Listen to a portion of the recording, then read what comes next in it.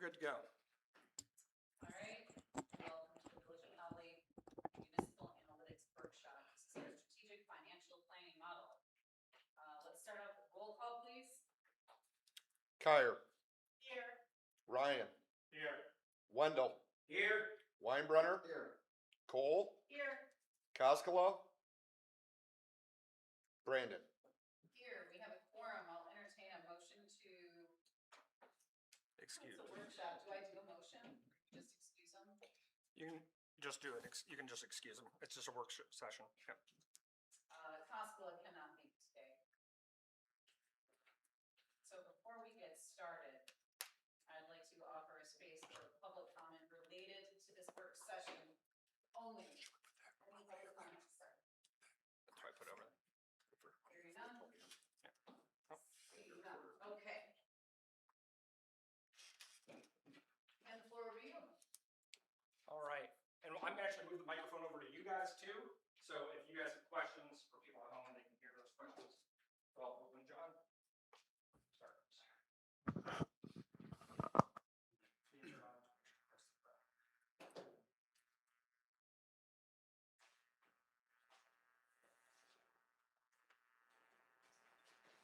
Your mic's on.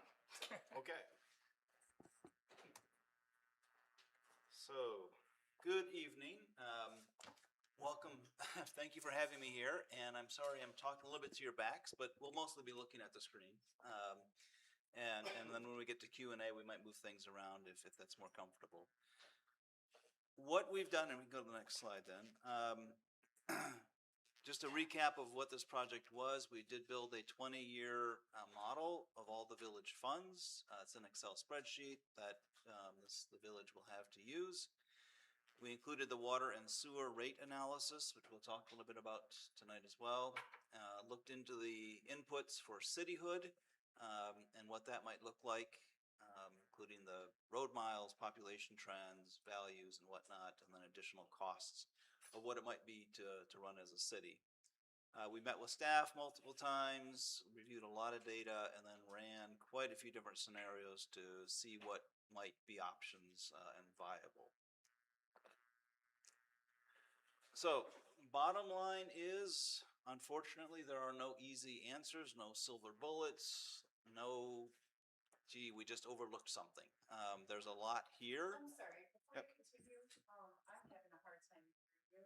I'm gonna move this closer. I don't know if, is that And I on? can turn it up too as you're talking. Keep going. I'm going to adjust on the fly. Okay.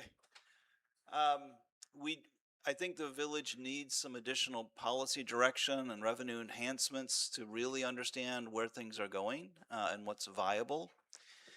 We didn't find any obvious signs of wasteful spending. In fact, you might be understaffed. This village operates quite lean as far as the municipal government providing all the services that you do. I'm sure you know there are significant capital needs and infrastructure needs across all operations of the village. It makes it hard to know where to start and where to focus. There are some opportunities for improvement. They won't be easy. Funding is the challenge, so revenue to pay for things is the challenge. And I think there's opportunities that need to just start taking action now. So continuing to defer is not going to solve any problems. So I'll start with the general fund, the most important fund and handles the most in the village. Overall, you're still in a weak position. Without the public safety assessment, you would be about $700,000 worse off than you are now. In other words, you would be bankrupt. The model that we have currently includes about $230,000 a year in capital investments in the general fund. That's just a number that we put in there based on some rough estimates. We looked at other revenues, and they're going to increase a little bit, primarily property taxes and state shared revenue.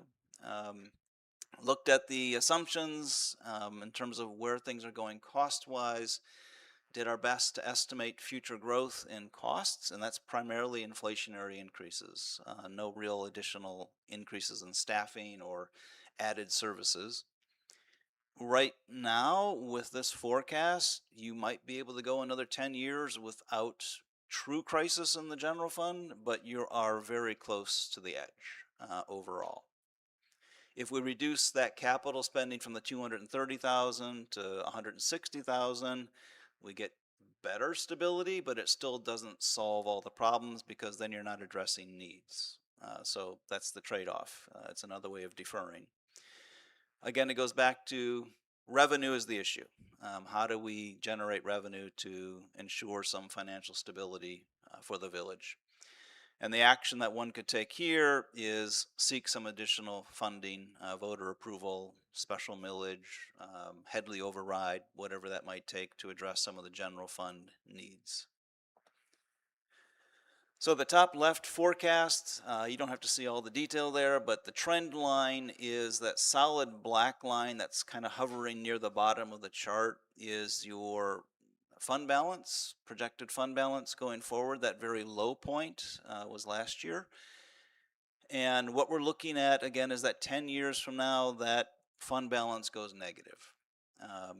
On the bottom right chart, if we change that $230,000 capital spending to $160,000, we get another 10 years with where things are going now. This assumes that the special assessment for public safety continues in all of those years. Go ahead. Major streets. Your revenues are fine for just maintaining basic operations, plowing and whatnot. It does not have enough resources in that fund to fix the roads. There's old data that we're working with. The last study, 2016 PASER study, identified about $8.5 million in improvements over a 10-year period. Those have not been done. This is 10 years later. So now we're looking at how do we fund this. The $8.5 million from 10 years ago is definitely not $8.5 million today. One thing, the cost of materials has gone up substantially over the last 10 years, and at the same time the condition of the streets has deteriorated further, which means every mile requires more work, whereas before we might have just been able to do some mill and fill, as they say. You're now going to be required to actually go and replace some road base, which is a much more expensive option. So what the council could do is ask for voter approval of a street millage, a debt or a special levy to fund improvements. And I have a note there about 2.5 mils would fund a 15-year, $8.5 million levy for street improvements on the major street side. On the local streets, and I know council's aware of this, but for the public that doesn't know, there are different classifications of roads in Michigan, and the village has what are called major streets, and then there are local streets, and the locals are more the neighborhood streets, the smaller side streets, whereas the major are the through streets. And the improvements on those are also quite high. Again, 10 years ago it was $5 million. Not a lot has been done there. So if we're looking at a $5 million bond, that would be about 2.3 mils to fund that over 15 years. That does not fix all of the roads. I just want to make that very clear. You would have the debt for 15 years, but you would also have roads that are not improved. So additional funding is needed. You could get an infusion of cash with the bond and do some of the worst streets and make some improvements or preserve the ones that are still holding on. But beyond that, you're going to have to find additional revenue. And again, voter millage, debt, or special levy could work. Solid waste fund, nothing exciting here except you're collecting a little bit less than what the actual costs are. So a small tweak in the garbage surcharge would be enough to fix that. That just means the general fund doesn't have to subsidize the solid waste fund. You can't have a negative fund balance. Go ahead. Water and sewer. Overall, the village has not been particularly aggressive in raising rates. In fact, they've been almost stagnant or gone down for the last 10 or 15 years. And there's a lot that needs to be done on the water and sewer infrastructure. Fortunately, you have some debt that's about to come off. Trying to figure out how to maintain rates as low as possible. We look for opportunities like debt that's being paid off as an opportunity to either issue more debt or just take that cash and start spending it on more improvements. What we've included in here on the water side, about $7.8 million in capital, and then about $8.1 million on the sewer side over the next 5 years. Pretty substantial investment. Some of that would be paid with cash, some of that would be paid out of debt. Again, trying to keep the rates as low as possible. So the action there, I would suggest, is to actually put together a plan to identify where the village could spend that money specifically. We know it can work financially, but we need the projects identified so the engineers can start actually laying them out and planning for them. The other issue with the water and sewer is your customers that are outside of the village are paying the same as customers inside the village. And this is not a recommended approach. The agreements that were made with the developers for those areas outside of the village years and years ago said the village would charge the same rates for a certain number of years. That time has passed. So it's time to start looking at what the rates should be for customers outside of the village. The reason it makes sense is customers outside of the village carry zero of the risk of the utility system. So if something catastrophic were to happen and the judge came in and issued a judgment and said you have to raise taxes to pay for this, only the village taxpayers would pay for that. Nobody in the township would be responsible for that. So part of the issue is you are taking on a substantial risk to service customers outside of the village. So that's a big part of what we're trying to do. You're investing it, you're issuing the debt, you're taking on the risk for that. If we were to do a complex cost of service utility study, we would look at that in more detail and identify the exact assets that are being served and what proportion is being served out there. Overall, they are getting a deal right now, and it's time to probably change that. Also, like I said before, rates have not increased. We are looking at, based on the numbers that I just shared, primarily on the capital side, increases that would be steady year-over-year increases. And I will point out that this chart assumes the status quo, where customers outside the village pay the same as customers inside the village. If we change that and apply 150% surcharge to customers outside, so they pay 1.5 times the rate that the village pays, that first year there, it would be, for the typical residential, they'd see a slight decrease of about 2.9% in their bill. And that's just because now we're taking some of those costs and shifting them to outside customers and recovering more revenue from them. These also assume that the village would switch from a flat fee for your fixed or base charge to a meter-based base charge. So the customers that have a larger meter pay a higher base charge. Again, that is consistent with best practices in the industry. Larger customers put more demand on the system, and that fixed charge is recovering the system costs, the fixed asset costs, the maintenance costs, the capital investment for that system. So larger customers require a larger system, require everything to be working at a higher level, so more of the costs appropriately should be shared with them.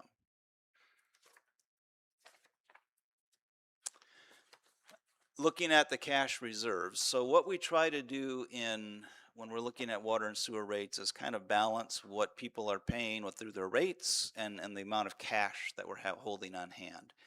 So here we're seeing that on the water side, we're pulling our cash down gradually over time. On the sewer side, on the bottom right, even more. We're trying to keep that green bar close to that black line. And we're going to spend down the cash to smooth out the rates. On the sewer side, go even more aggressively to make that happen.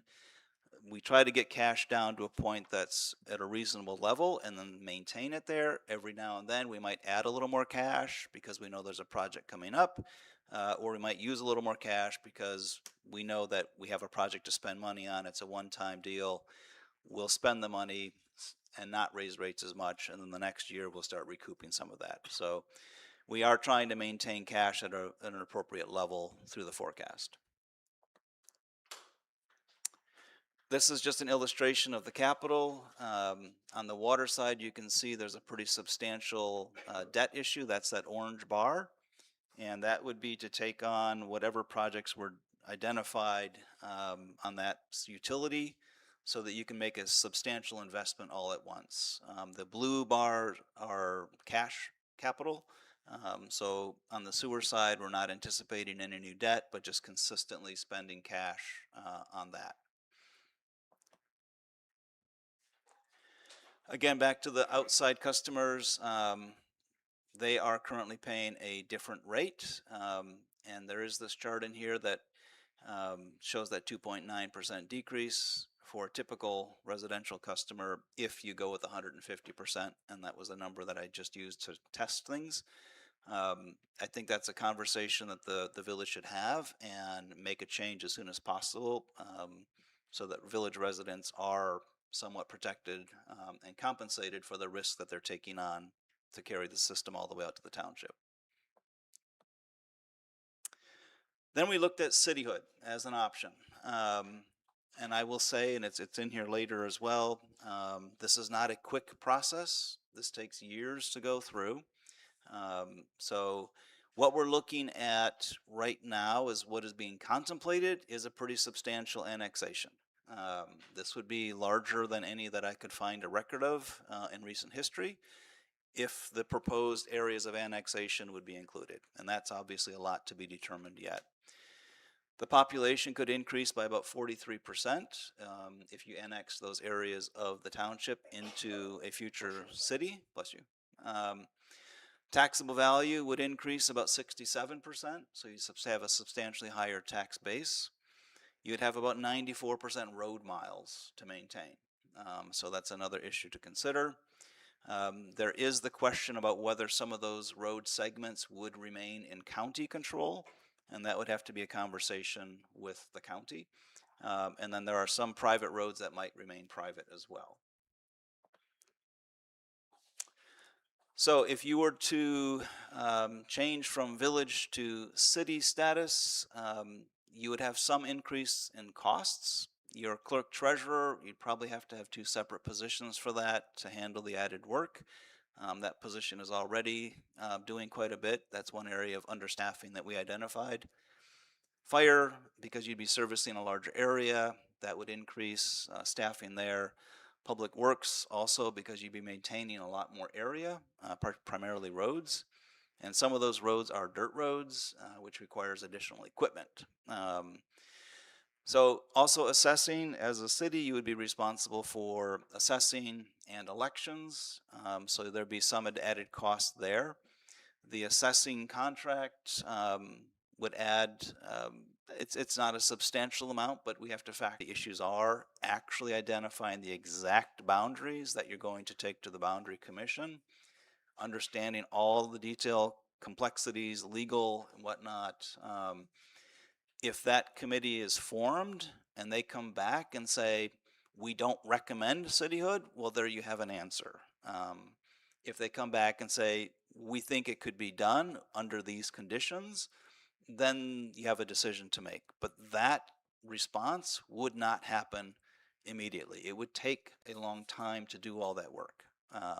So again, taking action now and just starting the process doesn't commit anybody to anything other than actually starting to explore it formally.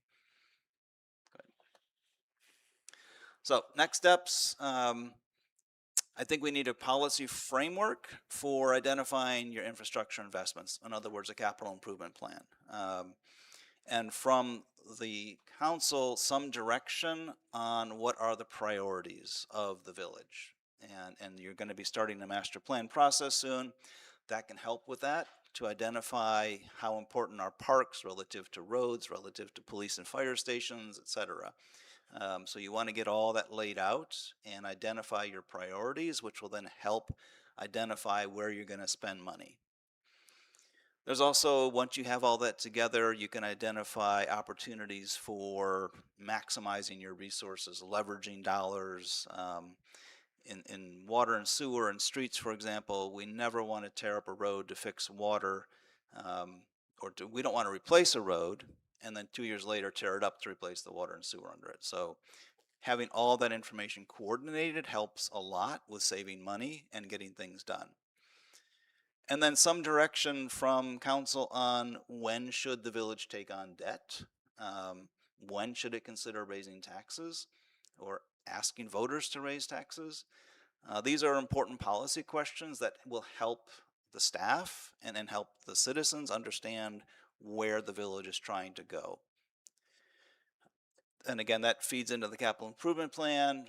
We would suggest focusing on water, sewer, streets, and general fund. Those are your primary funds for capital items. The 2019 sanitary sewer assessment master plan or management plan, that was something that was provided as part of the SAW grant way back when. That's a good place to start. You have some actual projects, you have actual conditions of sewer segments, manholes, so that's a great place to start, and then move on to water, and then streets as well. And then obviously adjusting water and sewer rates, the sooner you do that, the better.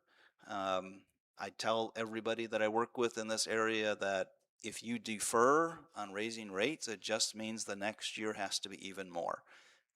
So there's really no point in kicking the can down the road when you know things have to be done. And then looking at rates that are different for the outside customers, those customers in the township area. Starting the cityhood exploration process, as I said, doesn't commit you to anything other than a better understanding of what your options are and what you're trying to get out of that. We have a framework started on the financial side that could be expanded as more information is gathered and more decisions are made. But right now we're still kind of guessing about boundaries and property values and everything like that. And again, cityhood is not a guaranteed best option here. This is something to look at and consider and really understand it before deciding to move forward with it. And obviously, even if the council decides and the administration decides this is a good idea, it goes to the voters who finally decide. So whatever actions council is taking is really just moving things forward to eventually get the voters' input through an actual vote. Consider looking at some special levies for the general fund, looking at road millage. Those are the key areas for potential taxation issues. These are not whimsical, wish list type projects that we're looking at. As everybody knows, the roads are in pretty poor condition. I can tell you, if you didn't know, they won't get better on their own. Just you have to start spending the money to make them better. And unfortunately, it's a pretty big task to undertake. Improving financial transparency, I think that's critical. I've heard that people really like governments that are transparent, and the tool that we put together helps with that. So showing all this information in a public setting helps people understand where things are going. There's nothing to hide here. It is complex and it is difficult and it is not pretty to look at, but difficult decisions have to be made sometimes. And that's what we're trying to do is provide you the information to make those decisions. And I would just say, don't let the number of challenges, sorry, that's okay, lead to decision paralysis. I think that's what I've seen here and talking to people is it's just we don't know what to do. It's hard to know where to go. You need to just start taking steps forward. I've outlined some possible action items right there that give you some direct, here's what you can do now. So with that, I will stop and be prepared to answer questions. Council, if you feel more comfortable, probably at this time we can move you behind the desk, and then at 6 we can get rid of the tables and everything. Yeah, So let's do that. yeah, so backs aren't facing the whole time.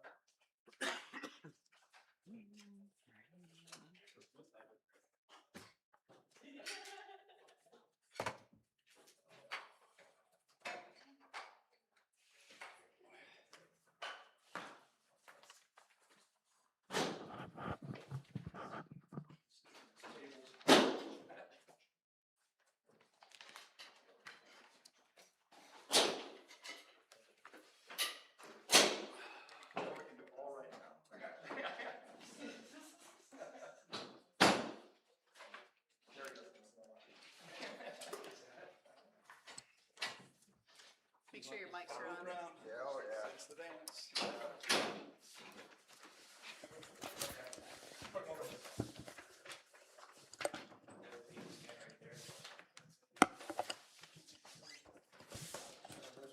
Yeah.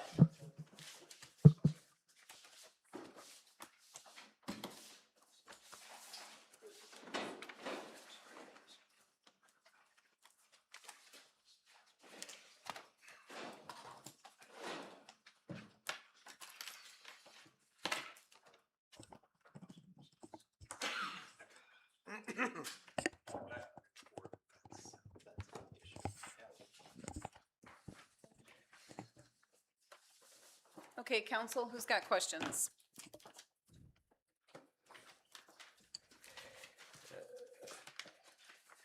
If you want, I could start off with just going over some of the action items, kind of explain where we are and some of those steps currently, if that helps out at all. If I go back through the presentation at all, and I'm gonna switch actually the camera for at home back to us now. Okay, doing a few jobs tonight too, so. All right. So let's go through this a little bit.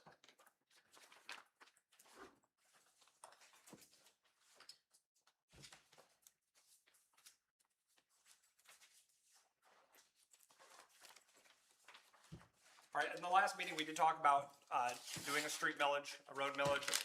I think that we decided if we were to have to get the language approved and all of that, it would have had to be by today, by August 11th, to get it on the November ballot. We decided that was going to be, without having all the information, there was a lot of concern with, doing a millage at two mills, although it's a start, but the expectations, we were worried that people would see that we had a road millage and expect everything to change. But as we saw, that even with that, the 2 mills, it was 8 million after 10 or 15 years, which is, that gets us a quarter of the projects we need done, and the roads are still, deteriorating during that time. So we wanted to look at a really comprehensive view of what was actually needed in order to do that. We talked about maybe doing that and then doing a special election perhaps for that. That's just kind of where we were last seated on the local and major roads millage discussion. The solid waste fund, we did increase slightly we're trying to just get that exactly right. We're not trying to overcharge people. We're trying to get that number. We did increase it by a very little bit in this last budget cycle. We think it's pretty darn close right now, but we will still continue to fine tune that number. The water and sewer. So the finance committee has been meeting on this item many times over the last 6 months to a year. We've started working with Client Moran. We've now been working with Municipal Analytics on this. We actually have based on the information that they have provided us, we've now drafted some resolutions. It's like, this might be the recommendation we want to go with. There are a few recommendation to council. There are a few last items that the finance committee wants to see implemented in that we're really having to hammer down, getting the right thing. We're hoping that we can get a final thing done that's going to be presented to council at next month's meeting, at the September meeting. We've talked about if we do any rate changes or implementation, not to do it perhaps within the immediately, so it's not in the highest use season, getting people all mentally prepared and ready for it. And so perhaps having it start on the February bills, which would be the January cycle, so start in the new calendar year.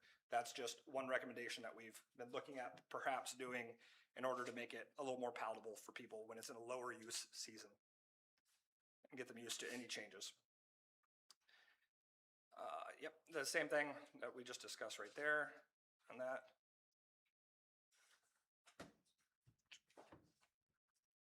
And that also would include any of the recommendations based on the increasing to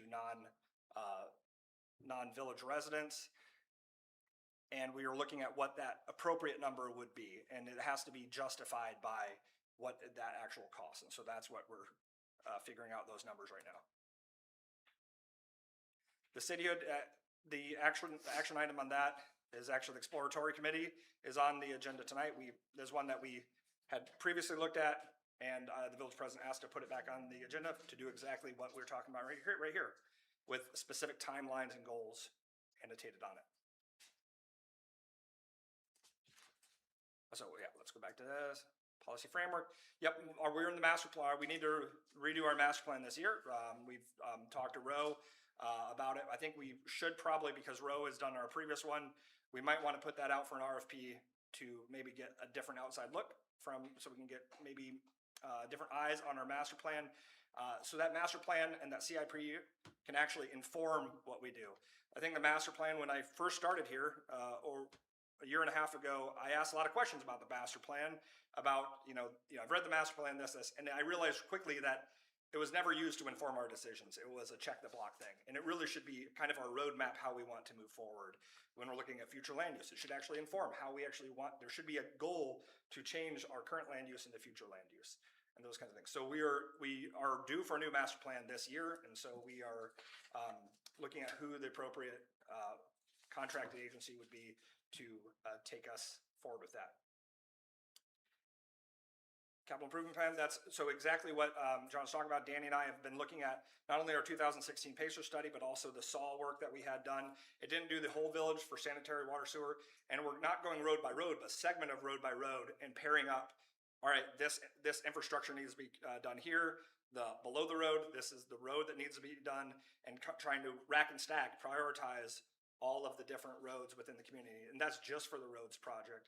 And so that has been pretty time consuming just in that aspect of it. Not to mention, we are also looking at all of the things that we need to improve with our wastewater treatment plant, our water treatment plant, all of these things to improve. When we had those major floods in April, that we had so much infiltration into our system, if our system was closed, a perfect system would be closed, it wouldn't really affected us much. Our system, we run about 650,000 gallons a day.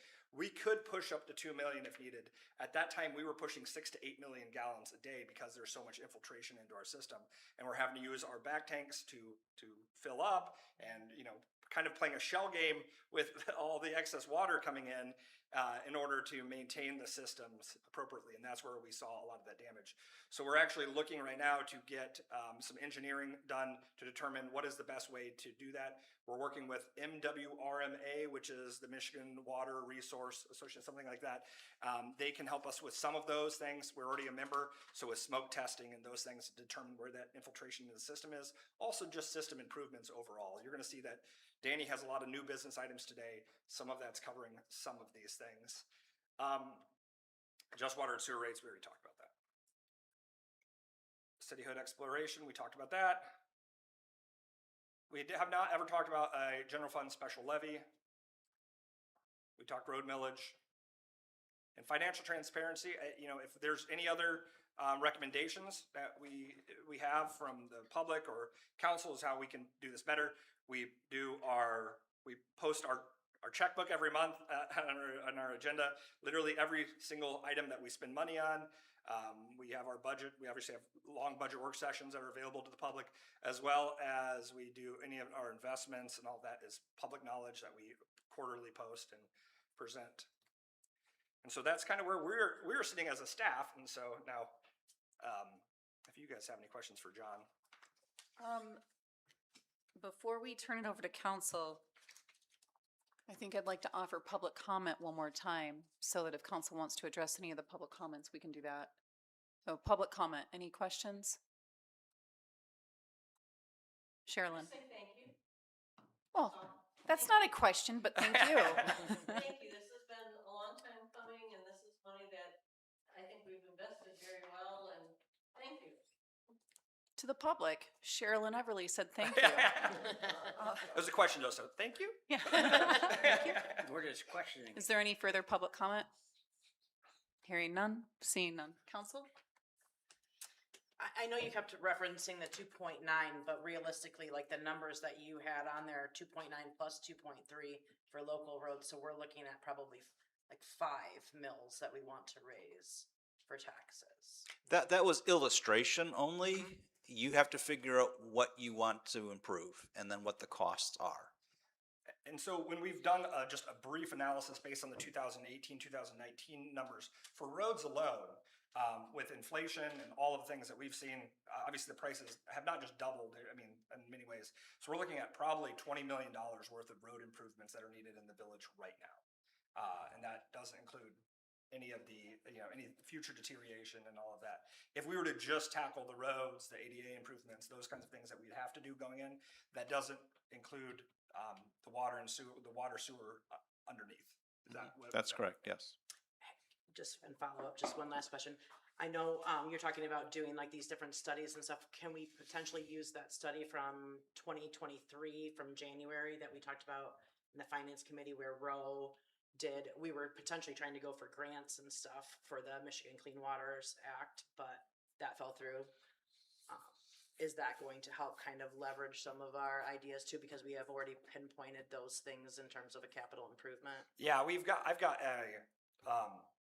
I've tried to collect all of the data I can for every different aspect. I've got, next to my desk, I have just a pile of that's just related to capital improvements that we're going through item by item. But it is just a laborious task because it's, for a lot of this, I mean, on, police, fire side, it's a little bit easier, but Danny's side has so much, as you've seen, how the water mains are breaking and things like, so much of that is, he has so much infrastructure that we need to look at right now. Cause that was, just so everybody's aware, that was about $20 million in repairs that we had for that study. And that was 3 years ago, so.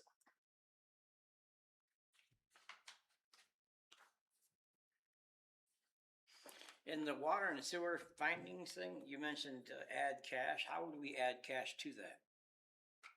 Well, right now your cash balances are actually quite good, which is why we're going to spend that cash down. So the way that the cash works is, right now we're saying, I want to go back a couple slides, see the cash balance. Yeah, where are we at? No, That one. Yep, he just had it. Page 11. is that it? Oh, Yep, that one. That's the this one. one? Yep. Okay, Nope. sorry. That one. There we go. Okay. There's multiple different tabs. So you can see right now we are in fiscal 27. So your cash balance that ended 26 on the water side is quite good. And on the sewer side, we're probably close to where we want to be.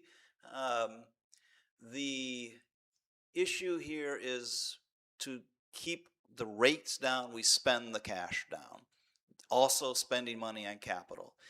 Your cash will go back up if you defer a project, or if you get the engineering done and you put it out to bid and then, you just don't get everything back in time, but your rates are going up, you're still going to you're going to collect the money. It's going to sit in the bank until you actually move forward with that. So the cash is going to go up and down. The idea is to try to always project forward so we know that we're not building up too much cash. And if we start to gain excess cash, so we say, okay, should we kind of pull back on rates, or is there another project that we should just tick off the list and be done with it and spend that cash? So given how water and sewer works, if we have a dry summer, people use more water. That's just how it works. So we are anticipating a certain level or volume of water being sold. If you have a really dry, hot summer, people use more, your cash goes up. That just means that you've got a little bit next year that, again, you bring the rates down a little bit or not increase them as much, or you spend a little bit more on capital. If you have a wet year, you're going to get less revenue. So your cash is going to go down. You're constantly balancing back and forth as you look at every year's budget, trying to understand where you're at. The forecasting tool helps with that, so we can say, even if things are wet and cold and people aren't using much, on the water side, we're fine. You've got enough cash to get through. Sewer side, it gets a little scary out in that last year.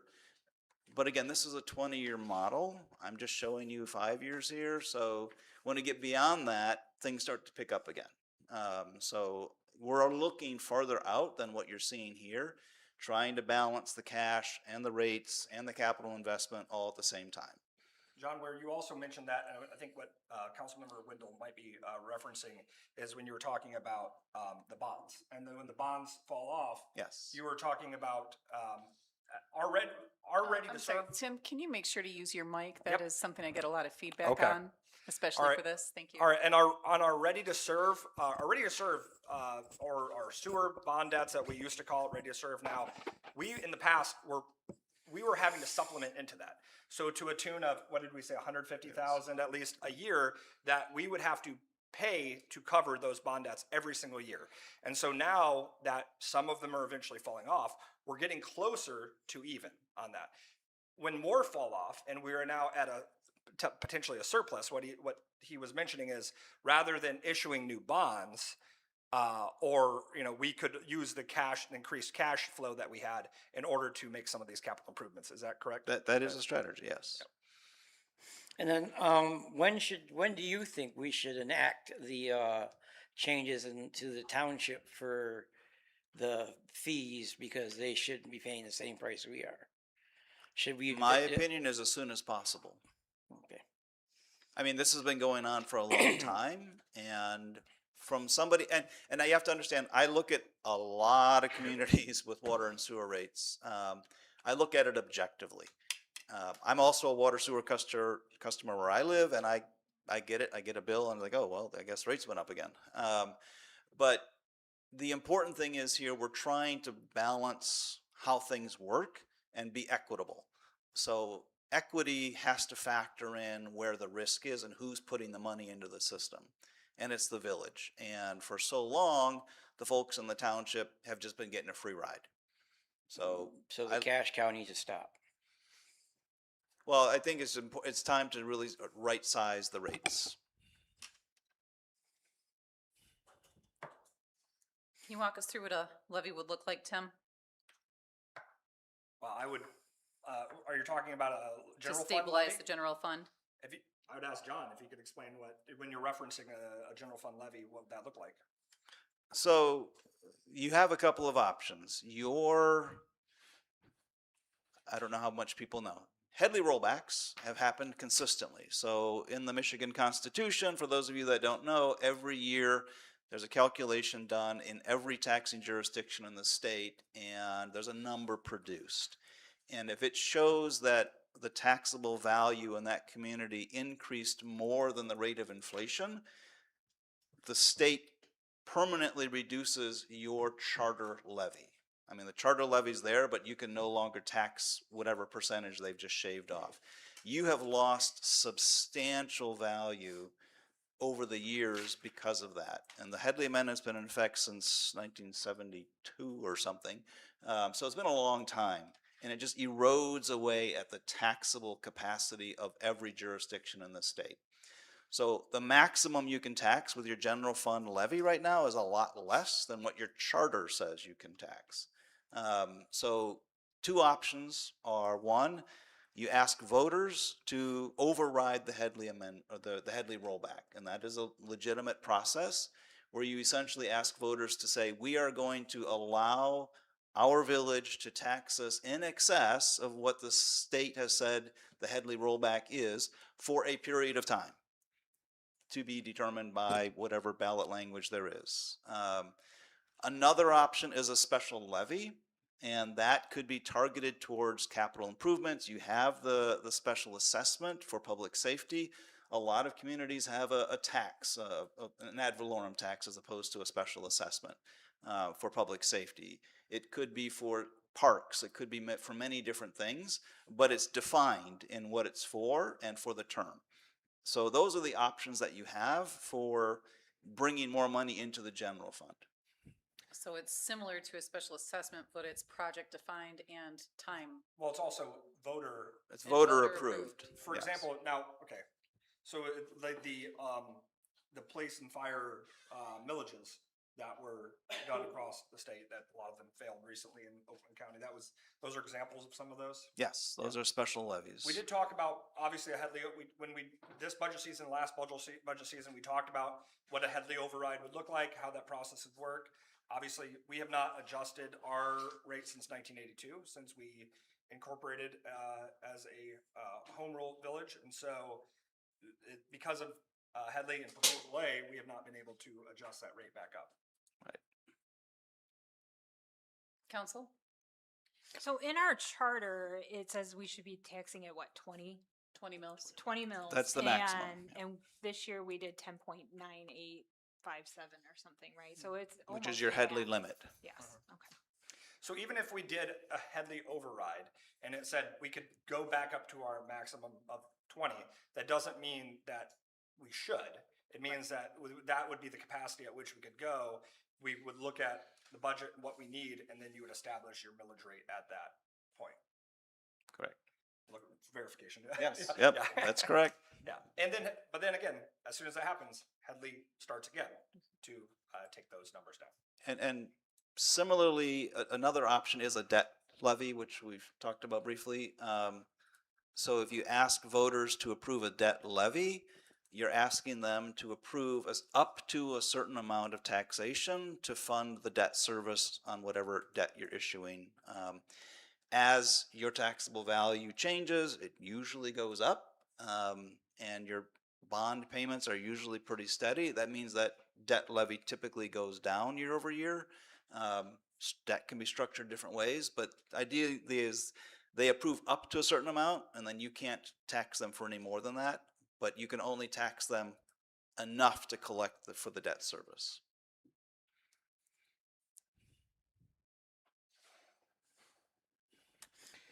With- I'm sorry. Something that stuck out was, timing. We just watched a lot of millages get denied. So if we do a road millage, the likelihood of that passing right now, I think would be very slim. We'd have to do a lot of education and pick a prime time for after that education was released on as many medias and, meetings as possible. I know we talked about maybe doing it in February, and it kind of stinks to think that we'd have to pay that extra money for a special election, but I don't think it would have passed this November anyways, so that's unfortunate, but, was there a recommendation? What was the recommendation for the road millage? Was it 2 mils, 2.3 and 2.9? Again, that was for illustration. major If you're and trying to generate enough to pay an $8.5 million bond or a $5 million Over bond. 15 Yeah, over 15. years. And bonds are often 20 years, but for roads, they don't last 20 years in Michigan. So we don't want to bond for a project that's going to be out of service and still be paying debt service on it when it's no longer useful. We also have our village engineer in the audience. I just noticed him being. I think just so we're clear on like mill rates too, so as Shannon said, we're almost at 11, plus that 4 that we have for the special assessment, which brings us to 15. Then we're asking another 5, which is gonna be, it will be 20 20. mills. Yeah. Almost like our charter said that we needed.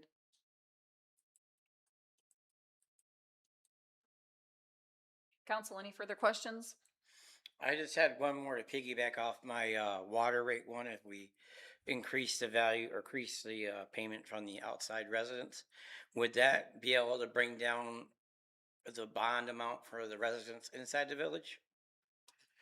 So if all the rates go up, then the fixed charges and the variable charges adjust. So if you think of it as a pie that's being sliced into 100 slices, if we now charge outside customers 150%, that the number of slices has increased and more of them are allocated to the township. So the village customers pay less of that total pie.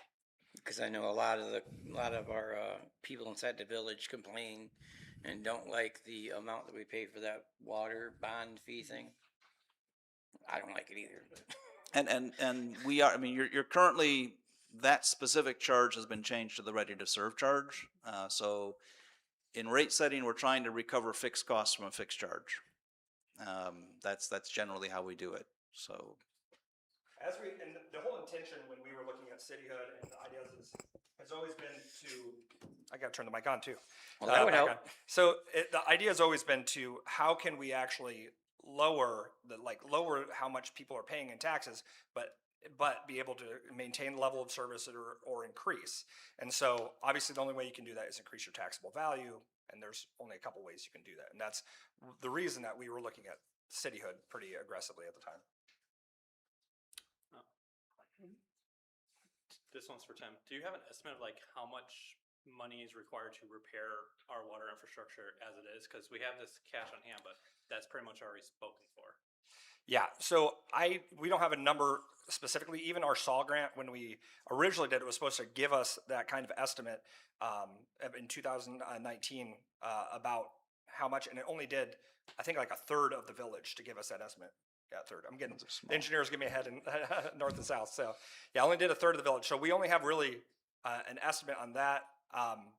I wouldn't even be able to ballpark it because I would have to look at the age of the other infrastructure and all of that just to determine. But we're also looking at the other things that we're required to do. We are doing our lead line service replacement identification right now. We're now in the identification process of that, but we are going to be required to replace any lead service line or galvanized steel service lines that could have ever been touched by lead. And so that is going to be on us to replace these lateral leads as well. So, or these lines. So these are all other considerations that we have to keep in mind that was going to cut into this. Right. Well, my main point was that it's probably unlikely the village residents would see a drop if we did tax township more right now because of our repairs. My least response for the would be, short in the term. initial year, there could be a slightly lower rate for township or for the village customers, but then after that, the rates just start, ratcheting up 6-7% a year. And also to be clear, 6 or 7% a year is low. Those are small increases. A lot of communities I'm working with, I was just presenting across the state, at a village across the other side of the state last night, 13.5% for the next 4 or 5 years, every year. I was just talking to another community not too far from here this afternoon. We're looking at a 55% increase in the sewer rates. So these are real numbers. It is not just Holly. It is every municipality that I'm dealing with, because they're all about the same age and they're all starting to fail at the exact same time when all of the prices are up. So that's the challenge. Council, if that's all, we can take a 7-minute break before our council meeting. Are we good with, are you wanting to continue this work session, or can we release John, or does he have to stay for the presentation? I think we can release him. Gosh, You are released I wasn't from even service. arrested, so thank you. We can fix that. Okay, he's not done yet. All right, that's a wrap. We'll see you guys at 6.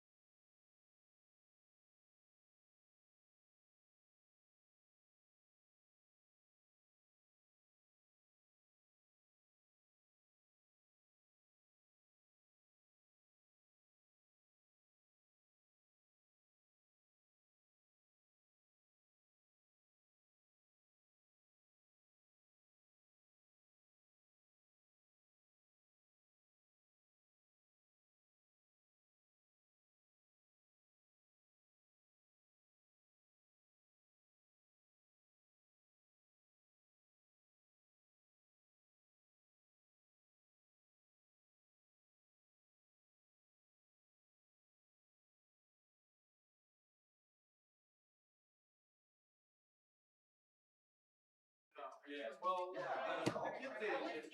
back live. I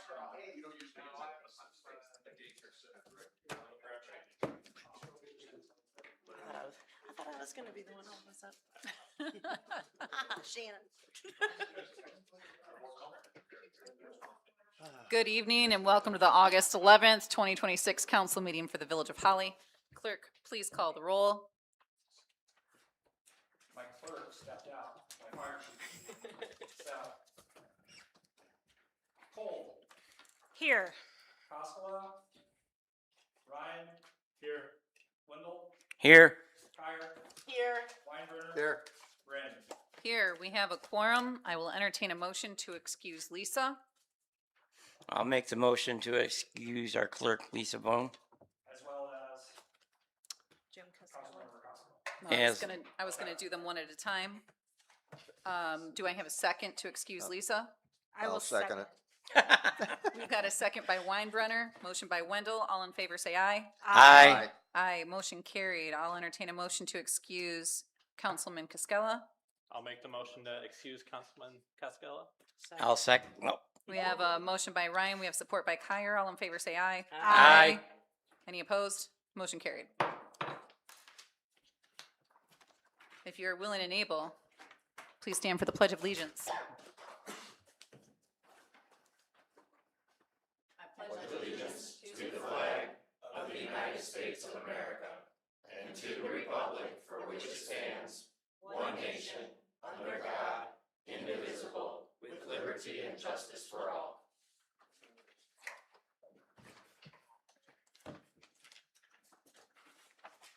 This brings us to the approval of our consent agenda. All items listed under consent agenda are considered to be routine and non-controversial by the village council and will be approved by one motion. There will be no separate discussion. If discussion is desired, that item will be removed from the consent agenda and discussed separately in new business.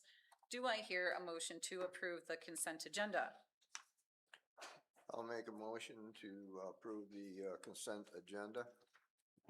I will support that. Motion by Weinbrenner, second by Cole. Roll call, please. Wendell. Yes. Weinbrenner. Yes. Ryan. Yes. Cole. Yes. Kyer. Yes. Brandon. Yes, motion carried.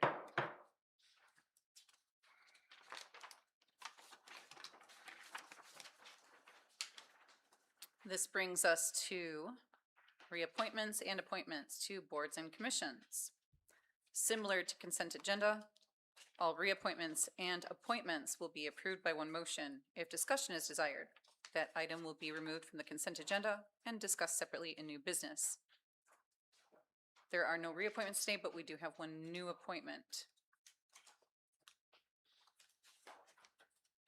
And that is Risa Hamilton to the Historic District Commission, term ending February 2027. Do I hear a motion to approve this new appointment? I will make the motion to approve Reza Hamilton to the Historic District Commission, term ending February 2027. I'll second that motion. We have a motion by Kyer. We have a second by Weinbrenner. Clerk, please call the roll. Kyer. Yes. Ryan. Yes. Weinbrenner. Yes. Wendell. Yes. Cole. Yes. Brandon. Yes, motion carried. Let's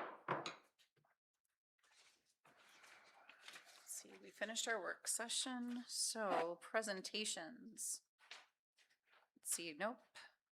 Presentation, nope, we finished that, sorry. Public hearing. At this time, can I hear a motion to open a public hearing regarding resolution 2026-037 for reprogramming of CDBG funding from code enforcement to water sewer improvements?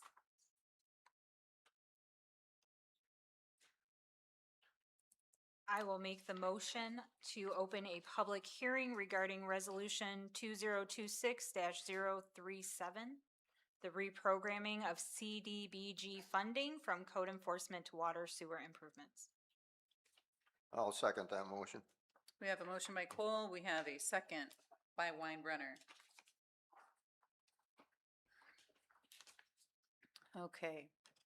So we have entered our public hearing. At this time, would any of the members of public like to make any comments? As a reminder, at this time, comments should only be related to the public hearing. Mr. Love, come on up. John Love, 200 North Saigon. I don't understand what is happening. You're taking money from the water,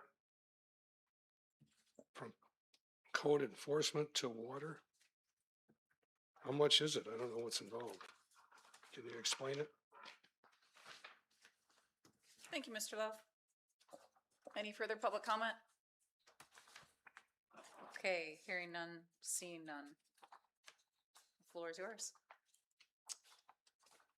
All right, so, for this, so the, okay. For this, to answer John's question, just for some clarity, I'll probably have Danny back me up on this. So this is actually something that Lisa and Danny have been working on with CDBG, reprogramming some of the funding. The funding that we have is federal funding, the Community Development Block Grant funding, and the amount, was it 49,000? It's in the resolution, and we had previously reprogrammed this to code enforcement. We've been using it slowly. We still have money left over in code enforcement, but it's going real slow on how we're spending that.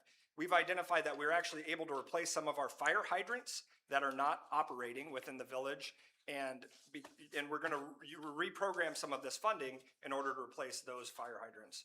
Danny, what did I miss? Go ahead. I think that pretty much covers it. They're all within the CBDG district, and so we're able to replace all of the hydrants that are out of service with this money. So that's the game plan without touching our water fund and our repairs and maintenance budget for the year. So So one of the things that also with CDBG, you have to be able to keep a ratio of spending that is, you can't have too much money that from previous years. We just spent 2019 money that we had. We're supposed to keep a 1-to-8 ratio, I think something like that. And we've just, in the past, they hadn't spent it all down. And so we are trying to be good stewards of that money and utilize it in a manner that we're spending it down so it doesn't negatively impact our ability to ask for CDBG money in the future. I Council? think this is fabulous. Yeah. Honestly, like this has been a big community concern and I appreciate that this is what we're doing. Yeah. So right now, and again, this is just the public hearing portion. We actually do the discussion when it becomes a new business item later in the meeting. Okay. Just. All right, well then, we will close this public hearing. I will make a motion to close the public hearing regarding resolution 2026-037 for approval of reprogramming of CDBG funding from code enforcement to water and sewer improvements. That's a mouthful. We have a motion by Kyer. I second it. We have a second by Wendell. Clerk, please call the roll. Kyer, Yes. Cole, Yes. Ryan, Yes. Weinbrenner, Yes. Wendell, Yes. Brandon. Yes, motion carried. Again, I think this is a wonderful idea that you're doing. New business, wait for new business. This brings us to public comment. Members of the audience may address council on any item that is not on the agenda.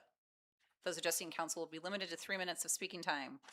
After each agenda item, there will be an additional 2-minute public comment period to speak to those items before council votes. Council will hear all comments for future consideration, but will not have a response at this time.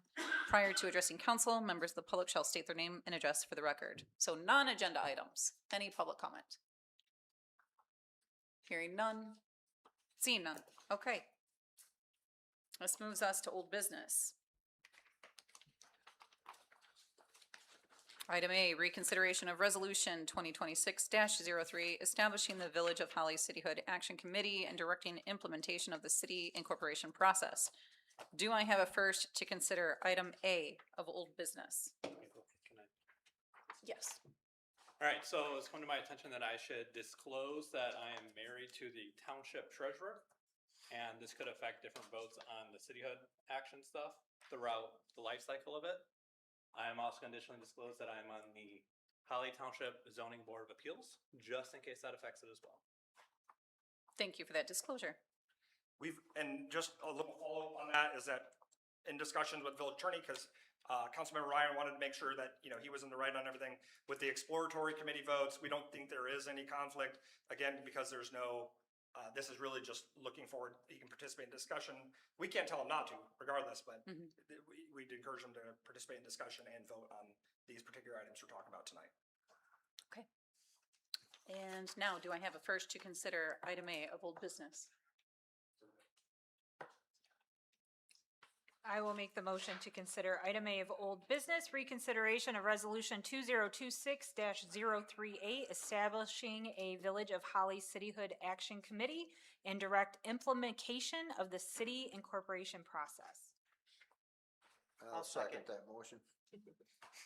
We have a motion by Cole. We have a second by Kyer. I think she wins that one. She wins that round. All right, this is an item that I asked the village manager to add back onto the agenda for reconsideration. Okay, first, any public comment on this item? Mr. Love? John Love. I thought this cityhood thing was dead. It's not? I don't understand what the point is. Because it seems to me it's a waste of time and money. Thank you, Mr. Love. Any further public comment? Anthony Geraci, 110 Park Avenue.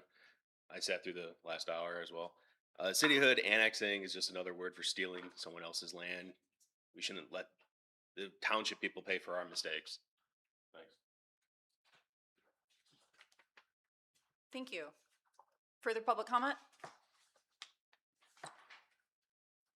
Hearing none, seeing none. Council discussion.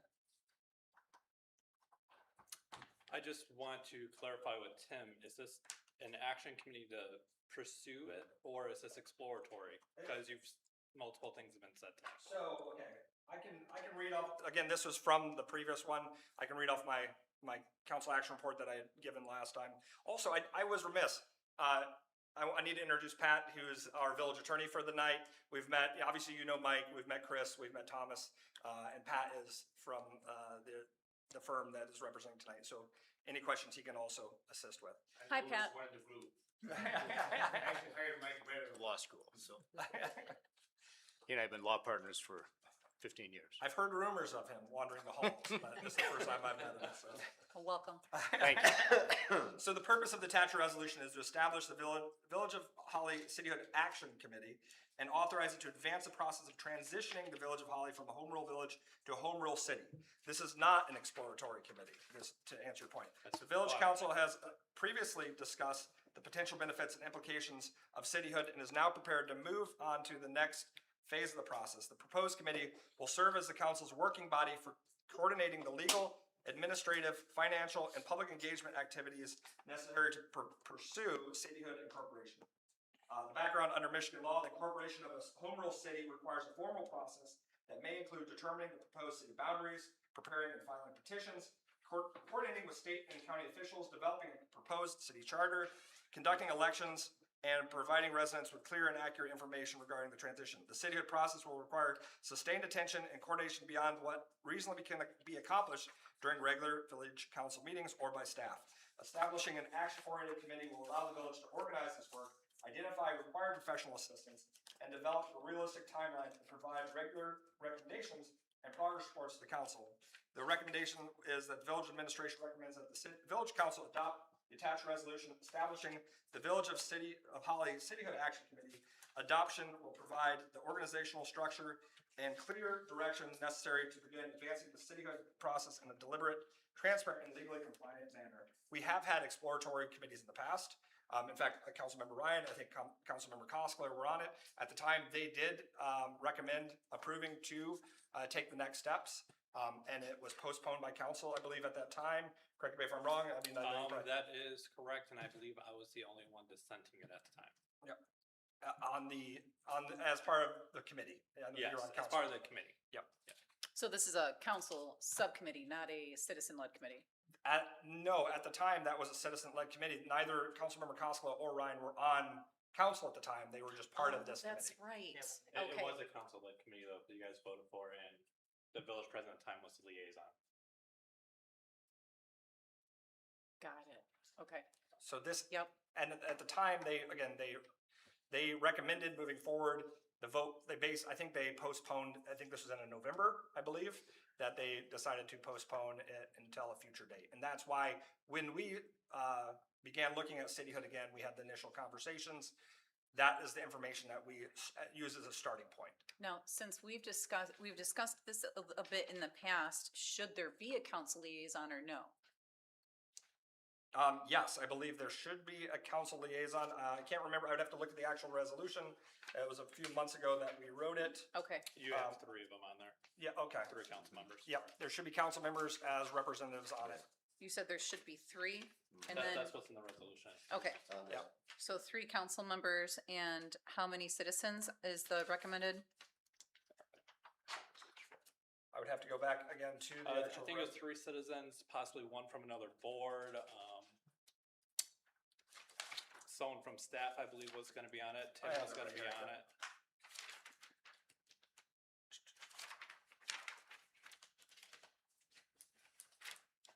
It's a long resolution in comparison to previous Page resolutions. 6. Page 6, okay. Yep, the membership should include 3 members of the village council, the village manager, at least 1 representative of the local business community, at least 3 village residents, at least a representative of a village board, commission, or authority, and other members possessing relevant professional government, financial, legal, communication planning, or community experience. So, not fewer than 7, not more than 11 voting members is the recommendation in this resolution. 7 to 11 voting members, and I'm assuming staff cannot vote? In this, it would be, none of them are ex officio, so they would all be able to vote. Everyone votes, okay, so 7 to 11 members, got it. Council, anything else? Okay. Well, Go I ahead. just don't know where to begin yet, so if anyone has anything they wanna I know. talk about, so. Alright, so for me, the biggest issue with this is the cost. I remember seeing a post online saying that we only have about a little under $2,000 carrying over. And there's a lot of costs inside this resolution that's gonna come up. So how would we pay for it? I don't believe the resolution authorizes any expenditures for it. Well, there's staff Besides for time, staff there's time, printing, there's a bunch of stuff. There, as far as, staff time, I mean, that's being paid for, and that's something that you have to decide whether or not it's something that you want staff to prioritize. I mean, as a council. attorney usage, that's also a cost. That can easily eat up into our budget for that. And that's what, we would have to get those things authorized as part of it. And there are specific guidance within there, within the resolution about how that should get approved and any kind of cost. And again, this is a draft of the resolution. Any changes council wants to make, it's up to council. One thing that I would also like to see change, if this is voted on, that the meetings be recorded for transparency. So that way, public that can't make it to one of the committee meetings, or say committee meetings during the workday, like you guys have a quorum of people during the workday that can get some action passed a little bit faster. Then that way we can have it recorded. Everyone has the option to go watch the video, get their input and stuff like that, just for transparency. So section 13 does cover reporting. It says committee shall provide a written or oral progress report at each regular village council meeting unless the village council directs otherwise. The report shall identify actions completed, current petitions or filing status, upcoming deadlines, public engagement activities, decision requiring council action, expenditures or contracts requiring approval, and obstacles that could affect the cityhood timeline. He said recording, not Oh, reporting. you want it to be recorded? Yeah. I imagine most of the meetings will probably be in this room, 'cause that's a pretty big committee, and this is one of the bigger rooms we have for it. Our conference rooms aren't gonna be able to entertain that many people, and we have the recording software already in here. So, that's just a suggestion I have for that part. So, Would the new committee have access to any of the other committees or the past committees' work they already did? I have probably 4 big boxes full of paperwork that I would love to give to the committee to take from me looking through and analyzing. And when we were on the committee, the MML did a great job providing timelines of everything that need to be done, processes, all that stuff. And I actually think it comes in here that we're gonna ratify all the work that's already been done. Can we define what that is? Like all the work that's already been done that's gonna be ratified? Just so us as council knows what we already have done. Yeah, and that's something that we would have to, we would have to do some more research and determine exactly what we need to. Cause there is a ton of information on this. I mean, we've been doing this every few years since the nineties, and no one's brought it through the finish line for one reason or another. So, So even though we're forming this committee, it's still going to come to us as council to get approved later on? well, there's gonna be action items that need to get approved by council, right? Right.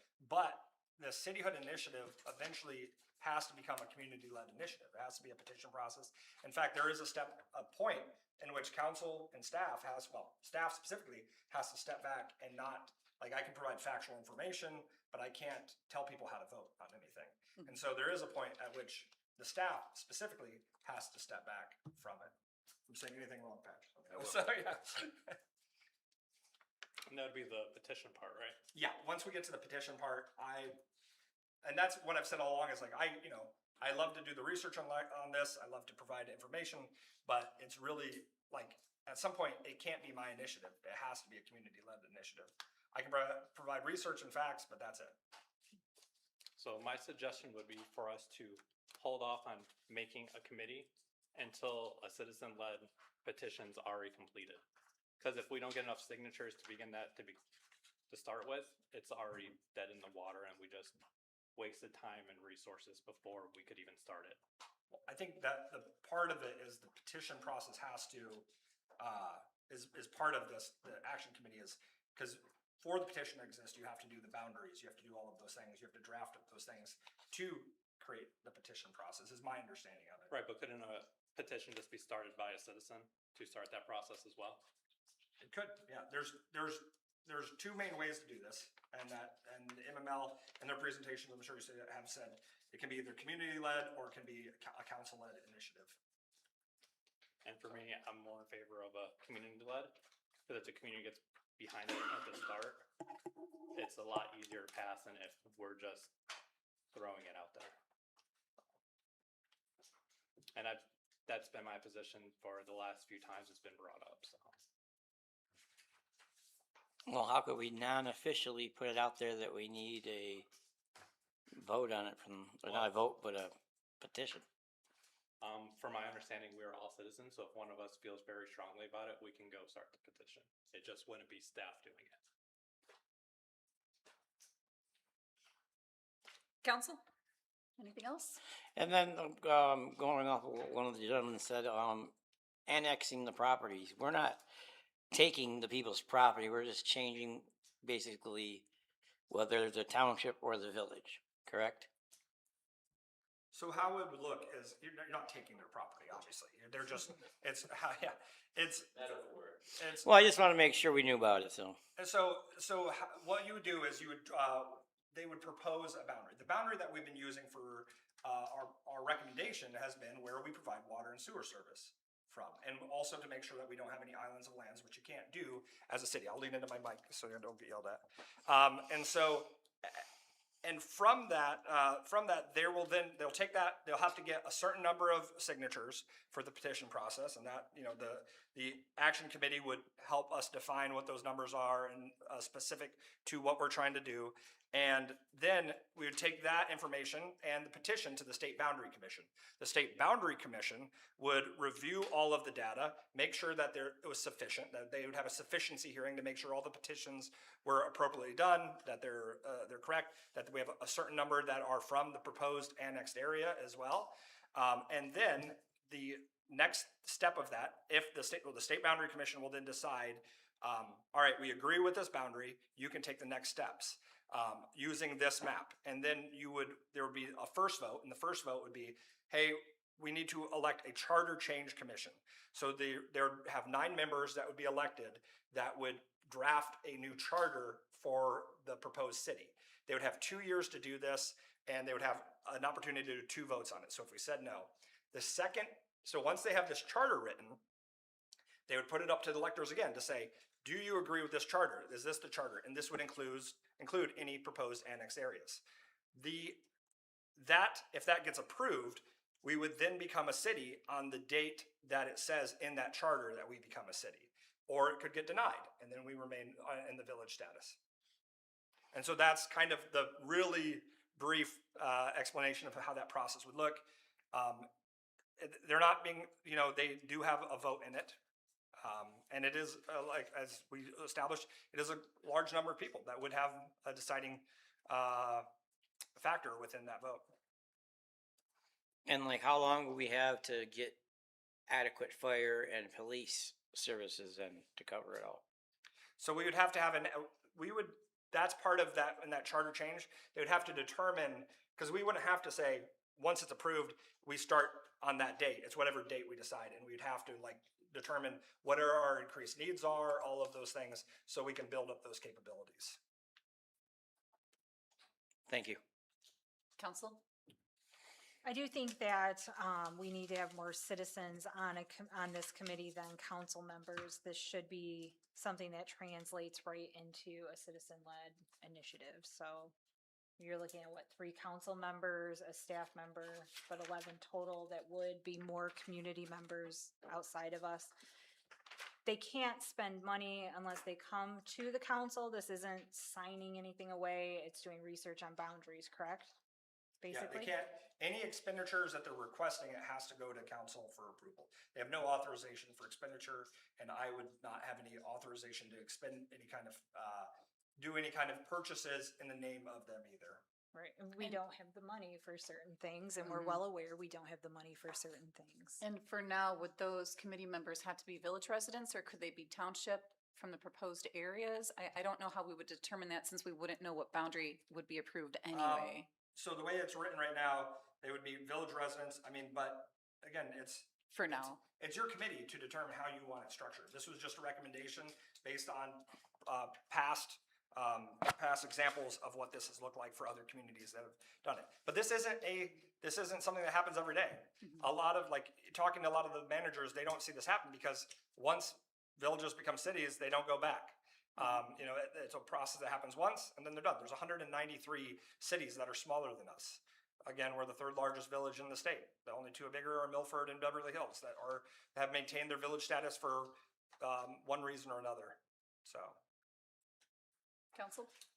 I do think we should have some people from the township on here that are gonna be annexed into the area so we can get good or bad points for their end. Whether they're for it or against it, even if they're against it, they should be on the committee because that gives it a broad spectrum of, I think the hard part about that is, I think I agree, but if they have to, this committee is also supposed to help us determine what those boundaries are. And so if they're saying if the committee decides we're using the correct, just the village, the current village boundaries for it, well, it doesn't help us with taxable value. There's all the reasons why we wouldn't want to do that. But then those other people that are in this group are not actually, they're basically working on something that isn't going to affect them at all. So, but I understand your point on that. Council? So back to, I think it was Shannon that said about having that many council members versus citizens. We could lower it down to a council liaison, and then the additional ones could be citizens. So. I would say probably 2 council liaisons. And this is a multi-year process. We want to add something in there that it is a council liaison and not council members that just stay on the committee till it's done. So that way, if someone decides not to run again and they're on the committee, it gets replaced by somebody else. So I think that should probably be defined too. I do like that definition. So my gut on this one is I'm still digesting municipal analytics presentation and would personally like to put this vote off for another month, but that's where I'm at. They had some valid points for cityhood, and they had some things to think about as far as what might cost, what might not cost, and And it would also allow Honestly, I'd rather. Tim to adjust this based on the recommendations we had up here as well. Mhm. Again, Before, this isn't committing us to anything besides for just forming the committee, so. before I would vote on making the committee, I'd like to know what our prospective boundaries are right now. So that way then we know who we might be. Well, I think Tim had answered that we're looking at people that already Use have our water, sewer. infrastructure. Yeah, that's what I meant, but I'm just saying, it's like, if we have a piece of paper that says blah, blah, blah, blah. The problem is that this committee is supposed to develop that. The committee's Yeah. purpose is to develop that That, yeah, information. that's part of their goals. So- I have a I recommendation. don't see any reason to keep kicking the can down the road. Cityhood is one of the viable options that could ease the tax burden on the residents. And the committee can't, they're not authorized to do any actions. Any of those would come before council.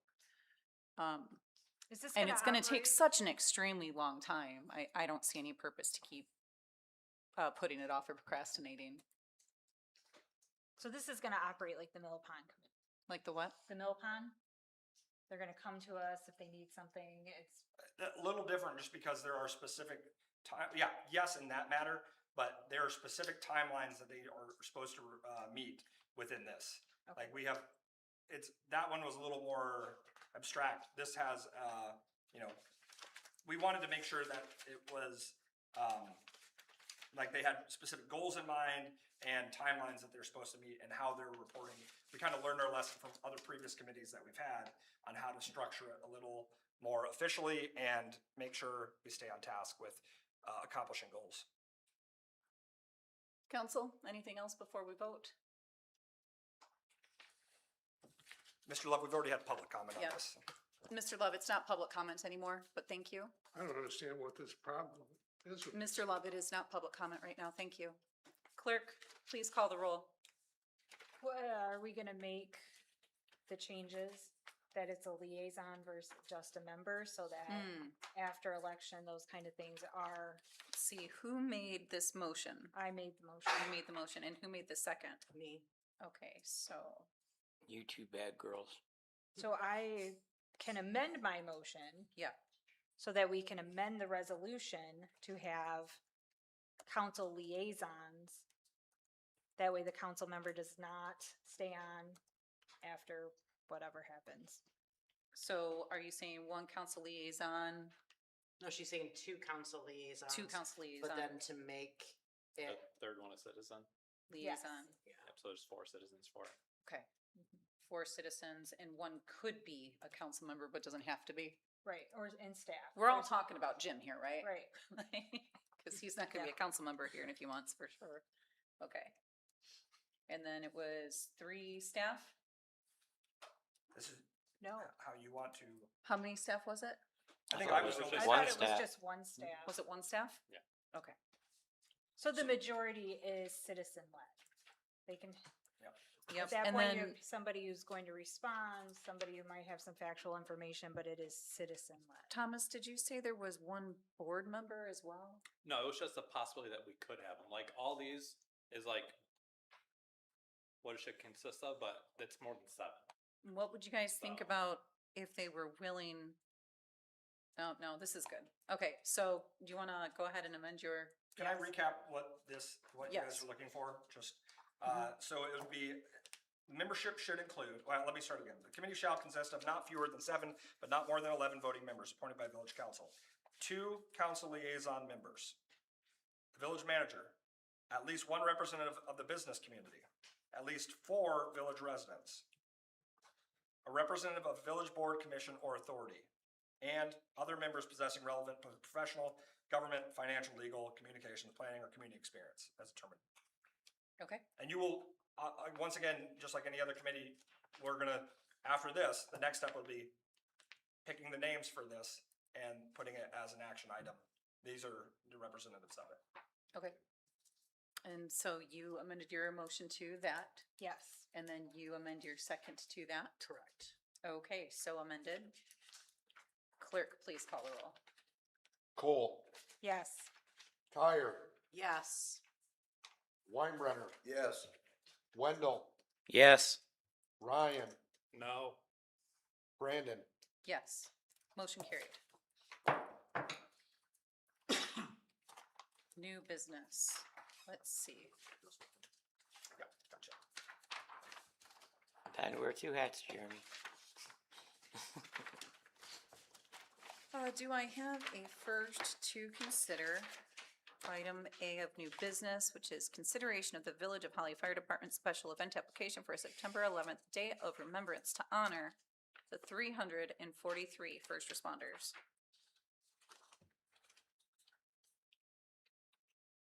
I would like to make the motion to consider the Village of Holly Fire Department's special event application for a September 11th Day of Remembrance to honor the 343 first responders. I'll second the motion. We have a motion by Cole. We have a second by Wendell. Chief Watson, would you like to introduce this item? Good evening, Madam President and members of council. Thank you for allowing me the opportunity to present a proposal that I believe reflects the very best of our community. On September 11, 2026 marks the 25th anniversary of the terrorist attacks on our nation. While many anniversaries are important, 25 years represent an entire generation. Many of our students and young adults have never experienced emotions of that day. Yet the lessons of September 11th remain as relevant today as they were in 2001. The Village of Holly Fire Department would like to host a community-wide remembrance ceremony dedicated to honoring the 343 members of the Fire Department of New York who made the ultimate sacrifice while rescuing others. This event is about more than remembering history. It's about preserving the legacy of courage, educating future generations, strengthening community relationships, and demonstrating our continued support for the men and women who serve today. On September 11, 2011, our nation witnessed an extraordinary tragedy. Nearly 3,000 innocent people lost their lives, including firefighters, police officers, emergency medical personnel, and civilians. Among those heroes were 343 FDNY firefighters, who knowingly entered the World Trade Center towers to save complete strangers. They understood the danger, yet they answered the call because service to others was their mission. 25 years later, many young people only know the date of September 11th. They've never heard the many personal stories of courage, sacrifice, leadership, and unity that defined our country on that day. As firefighters, we believe we have a responsibility to ensure the sacrifices are never forgotten. The Holly Fire Department proposes a respectful and dignified remembrance ceremony that will serve as both a memorial and a community gathering. The ceremony will begin with a presentation of colors, followed by the Holly High School Band performing our national anthem. Immediately following the anthem, the American flag will be lowered to half-staff as we observe a moment of silence. We will then begin reading the names of every one of the 343 fallen FDNY firefighters. As each name is spoken, a community leader, elected official, firefighter, veteran, citizen volunteer will plant a single American flag in our front yard for remembrance. Each one of those flags will be identified with one of those members that went into the towers that day. As each name is spoken, a community leader, elected official, firefighter will plant that single flag in remembrance. By the conclusion of the ceremony, 343 American flags will stand united together as a powerful visual memorial honoring each firefighter who gave his life saving others. Our goal is for every attendee to leave understanding the magnitude of that sacrifice. This event is designed to bring together every part of our community. Rather than having only firefighters participate, we hope to involve representatives throughout Holly and Oakland County and the state.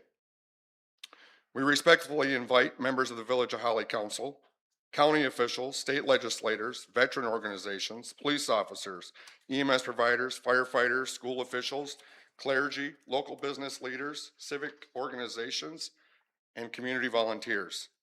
Each participant will read names and plant a remembrance flag, symbolizing that our entire community shares in honoring these heroes. One of the most exciting aspects of this event is the tremendous community support already being developed. Current partners include Henry Ford Hospital, Oakland County Health Division, 3D Eatery Food Truck, ServPro, Michigan Association of Firefighters, Frontline Strong, Versita, WODA, and Tri-County Times, with additional others that we continue to invite additional organizations to share our mission of service and community engagement. Although the ceremony itself will remain respectful and solemn, we also want to encourage families to stay, interact with first responders, and learn more about public safety. Families will have the opportunity to meet local firefighters and emergency personnel, learn about emergency preparedness, visit fire apparatus, equipment displays and demonstrations, participate in family-friendly activities, receive free health screenings, opportunity to give blood, visit informational booths, and enjoy refreshments from local vendors. Our objective is to create a welcoming environment that honors the past while investing in our future.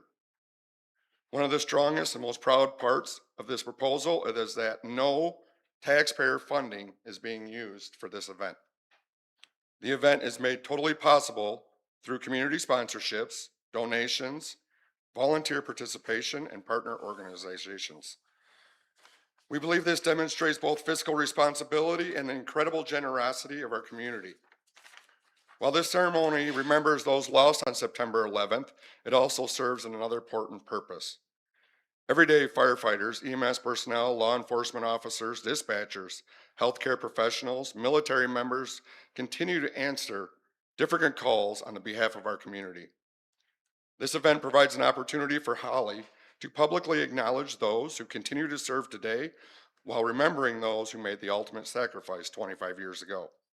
It reinforces to our first responders that this community recognizes, values, and supports their commitments. Tonight, I respectfully ask for more than your approval. I ask for your participation.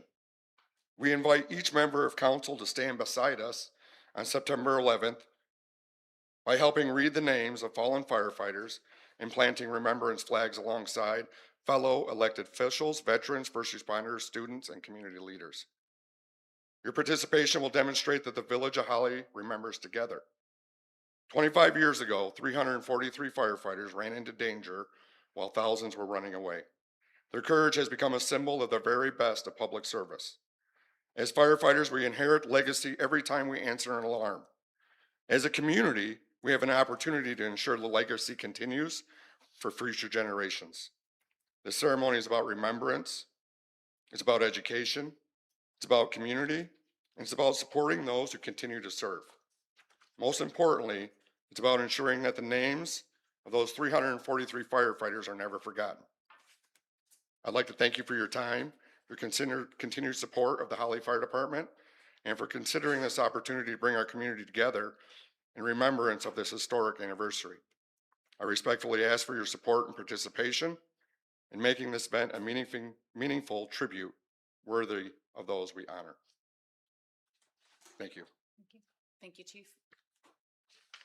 I'd be happy to answer any questions. I also handed out a flyer and a QR code if you would like to give blood, and also a challenge coin that was purchased by Servpro. They purchased 300 of those challenge coins so that everybody that participates that day gets that same remembrance. So thank you for that. Thank you. Any public comment on this item? Hearing none.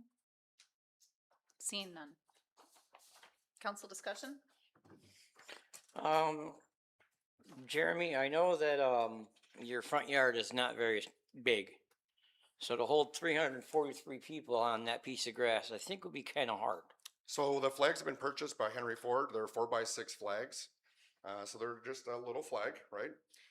And how Michigan Engraving is symbolizing each one of those flags with a member of one of the fallen. So I was actually out there this morning, and we're going to have 5 rows of flags in a staggered format, so that it'll be very, very powerful when you drive by or you walk down the sidewalk. And we're looking to keep that up for about a week. So yeah, they will be. So when you walk up, there'll already be a spot for you to plant a flag. You won't have to think about it. You'll walk up, you'll plant that flag in the position that is marked for it.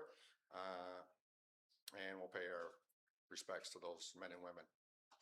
Okay, but what I was meaning is, are you gonna close off part of Saginaw at all, or? So part of mine, just for the actual planting of the flags, I did receive approval from all the department heads that we would be closing the northbound lane of Saginaw using the turn lane as the northbound lane for about 2 hours while we perform that ceremony, That's what I was curious about. just for safety particularly. Are you utilizing some of the Dickens Festival space too, we're looking at? Yeah, so for parking, I've already, WODA's committed to shuttle people. We're gonna use the VFW on Airport for parking, along with the Dickens lot that is just north of the Dollar Tree.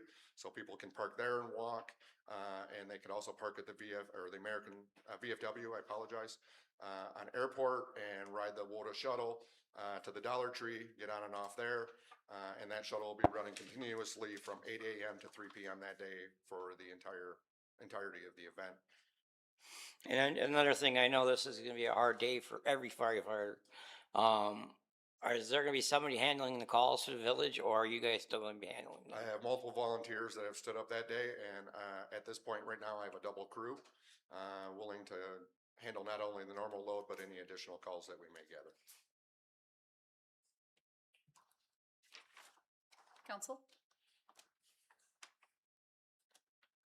Clerk, please call the roll.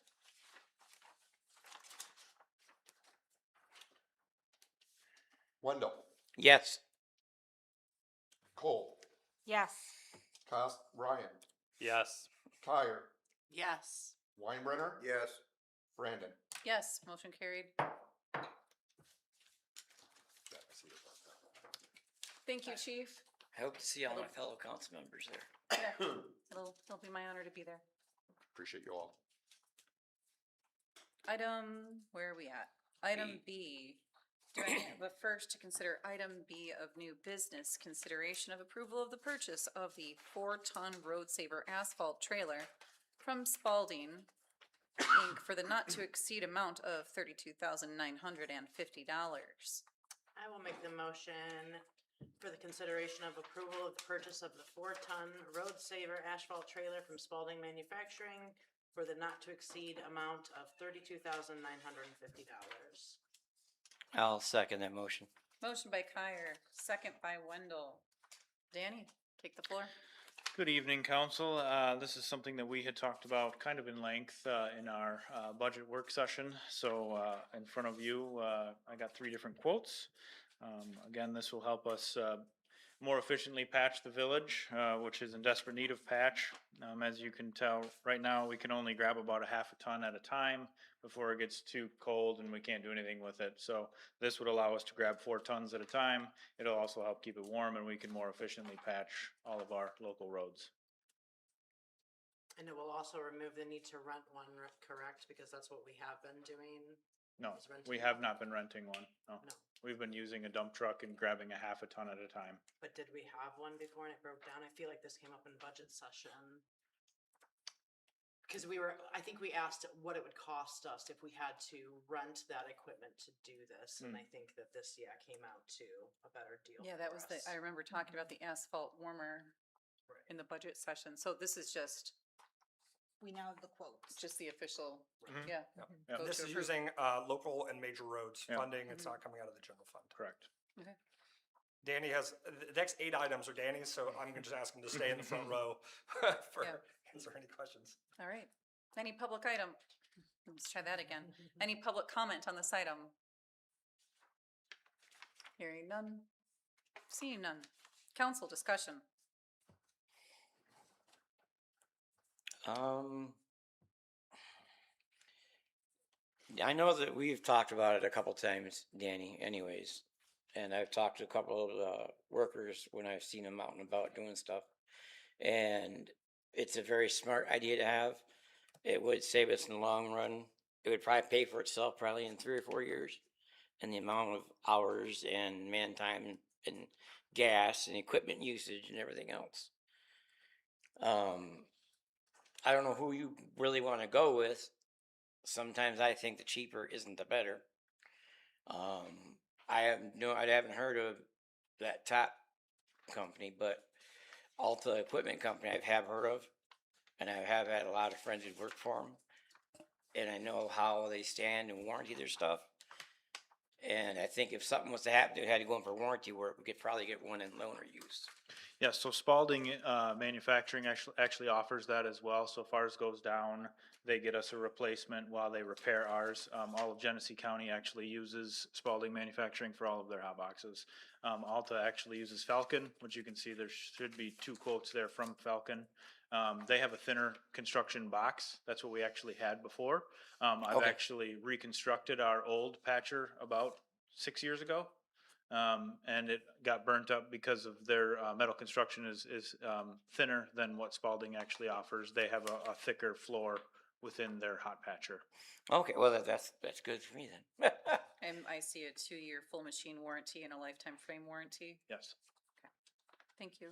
Council, Thomas? I heard someone over there mention about renting. Is this something we could possibly rent to other municipalities when we're not using it? Just to like recover any of the funds for it? It's not anything I would be interested in. Sorry. Hopefully, Just- we're just checking. utilizing it enough that it, Right. we don't want Right. to pull it out of service during the times that we need it. But Yeah.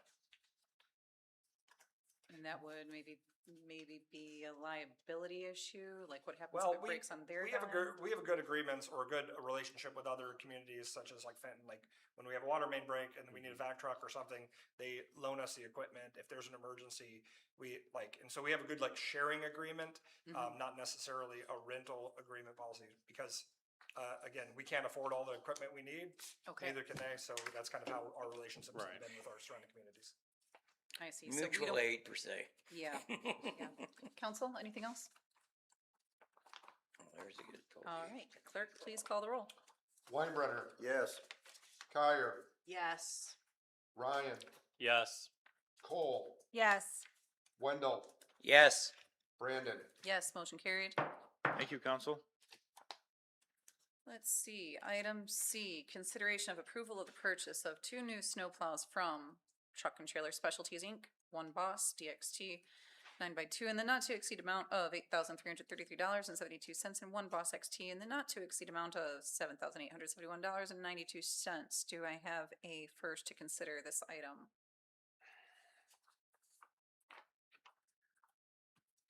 Consideration of the approval of the purchase of the 2 new snow plows from Truck and Trailer Specialists Incorporated, one Boss DXT 9 foot 2 inches in not to exceed in the amount of $8,333.72 and one Boss XT in the not to exceed in the amount of $7,871.92. We have a motion by Weinbrenner, I will second that. support by Cole. Danny? So I know we all love talking snow already, but in order to be mindful of costs and everything, the cheapest time to buy is now. So this is why I'm bringing this to you now. We do currently have 2 functioning plows. I have 4 that are like basically non-functioning at this point. We've robbed motors, we've robbed headlights, we have broken springs, we have broken wings. So all of my backup plows at this point are beyond repair and beyond their lifetime. So at this point, what I would like to do is be able to have 2 backups, which are the existing plows that we own, and then we would have 2 new ones to continue on with our day-to-day functions. Truck and Trailer, as you can see, came in with the lowest bid. They're the ones that build all of our plow trucks themselves, so like the big salt trucks and snowplow trucks. This is part of, I'm sorry, it's not Source One, but it's the other thing that we buy, MI Deal. They're a part of MI Deal, and so this is the lowest funding that they can possibly offer us, as you can see from the quotes. And this is also being paid out of local and major winter funds, so not general fund. Okay. All right, thank you, Danny. Any public comment on this item? Hearing none. Mr. Love? If you can approach the mic, please. How wide is the other plow? You got one here at 9 feet. What's the other one? Okay, thanks.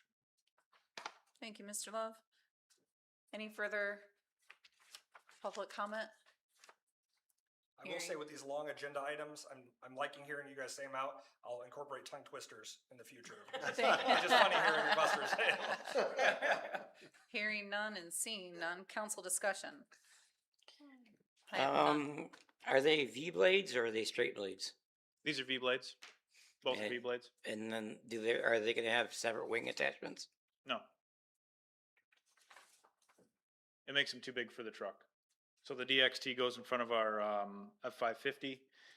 If we go any larger than the 9.2, it needs to have a different plow mount. So currently, both of these plows will fit on our trucks without having to upfit anything. So we don't need to buy no brackets, nothing like that, No. wiring harness? No. Plug and play.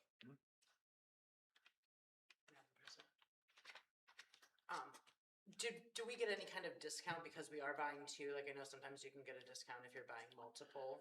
So like I said, this is part of MI, they're part of MI deal. And so this is like the lowest possible price that they can offer us. Perfect. Why is one a B and one not? They're both V blades. But it says B. It says MSC 1019-2B, and the other one doesn't have a B by it. The top one has no B by it. The second one has a B Are after you the talking number. about the quotes? Yeah, on the quote on the number. Okay. I don't have the quote in front of me specifically. I can certainly look at it. I'm just saying because it says it right. Mhm. The quote says they're both the same numbers, just one has a B. Mhm. I didn't know what that meant. If it meant something different or not, because it's a different price. So these are literally the same two plows that we have currently. So we'll just be buying two new ones. Council? Clerk, please call the roll. Ryan, Yes. Wendell, Yes. Kyer, Yes. Weinbrenner, Yes. Cole, Yes. Brandon. Yes, motion carried. Thank you, council. Thank you, Danny. If you look at the truck and trailer one, it actually doesn't specify it as a V plow. I think you're looking at the Bostic one. It does, especially in the V-Pop. Yeah, I see that. Do I have a first to consider item D of new business? Consideration of approval of the purchase of a Hawk DR 4900 in the not to exceed amount of $9,934 for the wastewater treatment plant. I would like to make a first to consider the approval of the purchase of a Hatch DR 4900 in not to exceed amount of $9,934 for the wastewater treatment plant. I'll second that. Motion by Cole and second by Kyer, who barely beat Weinbrenner this time. And we're all gonna pronounce it different, just so you know, Hawk, Hotch, whatever. Danny, no, yes, Danny, the floor is yours. So within the wastewater treatment plant lab, we are required to do 3 different tests daily: phosphorus, ammonia, and chlorine residual. Currently, we have different meters that do different tests. Hawk has come out with a meter, the DR 4900, which does all 3 tests. The issue that we ran into is the phosphorus and ammonia meter are about 20 years old, and again, we can't find parts for them anymore. So it's time to upgrade, and with new technology comes new meters and such, where we're able to handle all 3 tests on 1 meter. So that's the skinny. So this will save us money in the future. Without having to purchase a bunch of different meters. Parts for different Correct. meters. Yep. Okay. And Save this us is on paid out of maintenance. sewer fund. correct? This is paid out of, yes, the wastewater treatment plant sewer fund. Okay. Thank you, Danny. Any public comment on this item? Hearing none and seeing none. Any discussion, council? Clerk, please call the roll. Cole, Yes. Weinbrenner, Yes. Wendell, Yes. Kyer, Yes. Ryan, Yes. Brandon. Yes, motion carried. Do I have a first to consider item E of new business, consideration of approval of the annual lift station pump maintenance program agreement with Kennedy Industries in the not to exceed amount of $83,079. That's a mouthful. I will make the motion for consideration of the approval of the annual lift station pump maintenance program agreement with Kennedy Industries in the not to exceed amount of $83,000 or $83,079. I will second that. Motion by Kyer, second by Cole. Danny? Yes, council. So this is something that we have done annually for quite a few years now. We contract with Kennedy Industries for them to help service our lift stations. This covers, an annual maintenance fee, where they come in and they service each lift station once a year. They pull the pumps, they change the oil, they check the, gaps on the impellers, make sure everything is functioning properly. They are the sole provider for the specific pumps that we have within our lift stations. And they are the expert in this field. So I would ask that you, approve this contract.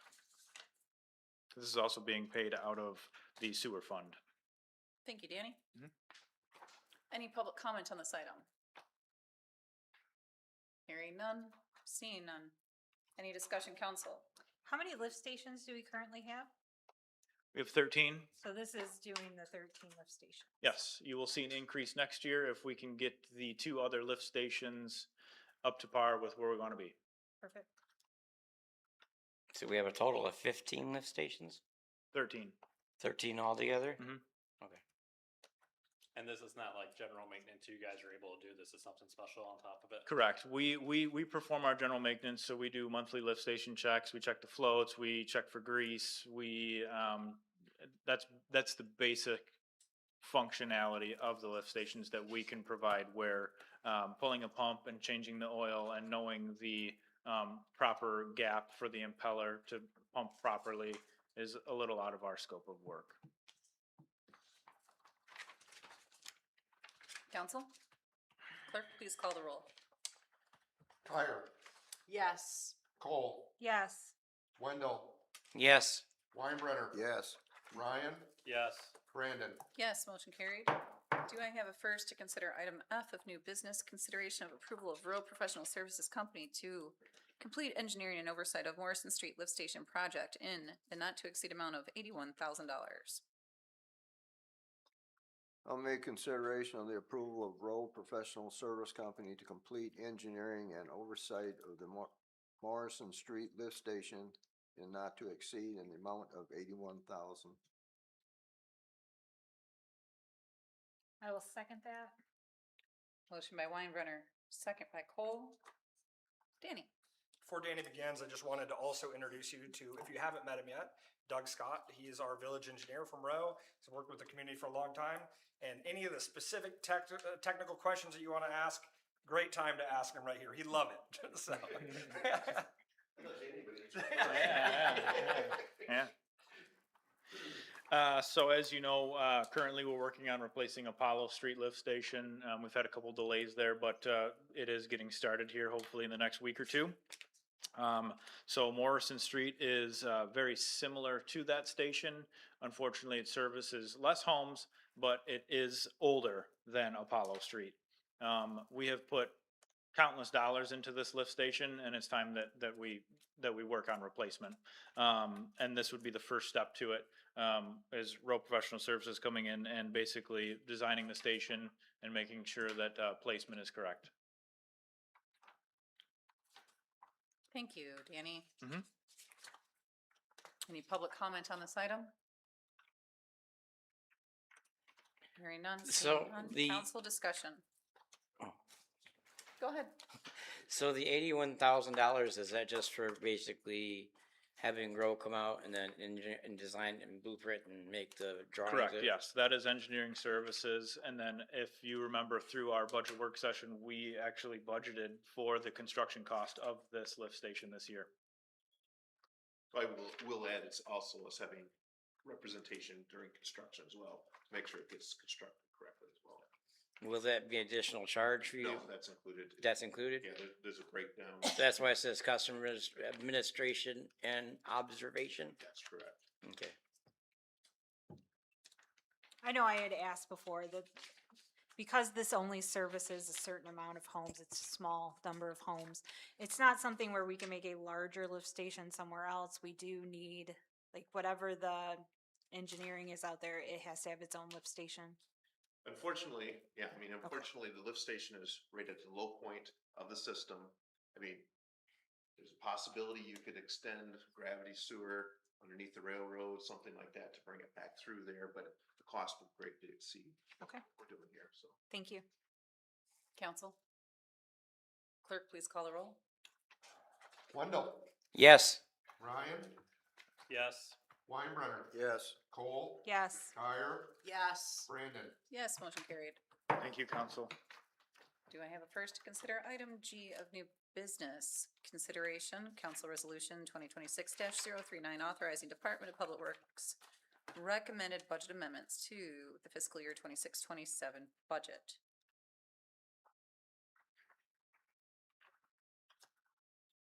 So I would like to make the motion to consider Council Resolution 2026-039, authorizing Department of Public Works recommended budget amendments for the fiscal year 26-27 budget.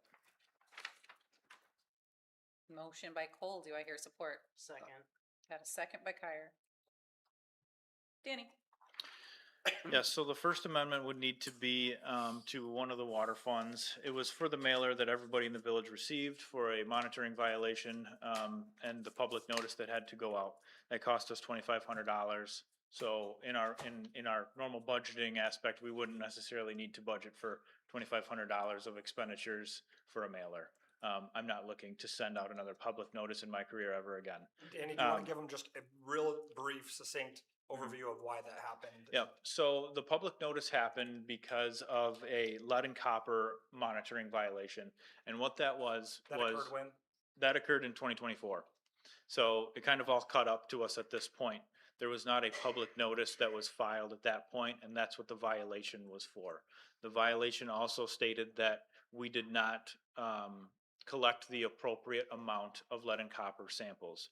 We're required to collect 20 samples throughout our entire system per year. There are different tiers for different types of service lines and different types of material that the plumbing is inside of a customer's home. It's not just the service line, it is also has to do with the type of plumbing inside the home. So we actually tested 22 homes. I'm sorry, we tested 21 homes. One of them was taken from an incorrect faucet. So when we reach out to residents, we give them a bucket with a bottle in it, and basically there's instructions on how to take the test. It has to come from a stagnant kitchen sink for 6 hours. The water has to be stagnant 6 hours before that. Somebody took it from an outdoor spigot. So the state threw that one out. And then we tried to make up the difference with a secondary address on our sampling plan, but that address was not approved by the state. So then they threw that one out. We collected 19 of the 20 samples required, and we acquired a violation. So I have spent the past 2 weeks developing a new lead and copper sampling site plan. The state is now requiring us to have 40. We need to use 20, and they want us to have 20 backup. So I have been contacting residents. We have been going through records. We have been trying to figure out the best way to get all of these people. I submitted it yesterday, and it was approved by the state. So we're going to start our lead and copper testing tomorrow. So just to clarify because there was some misinformation when that came out, it wasn't a violation of anything detected in our system. Correct. It was just a violation It was a public notice. We did not notice it properly.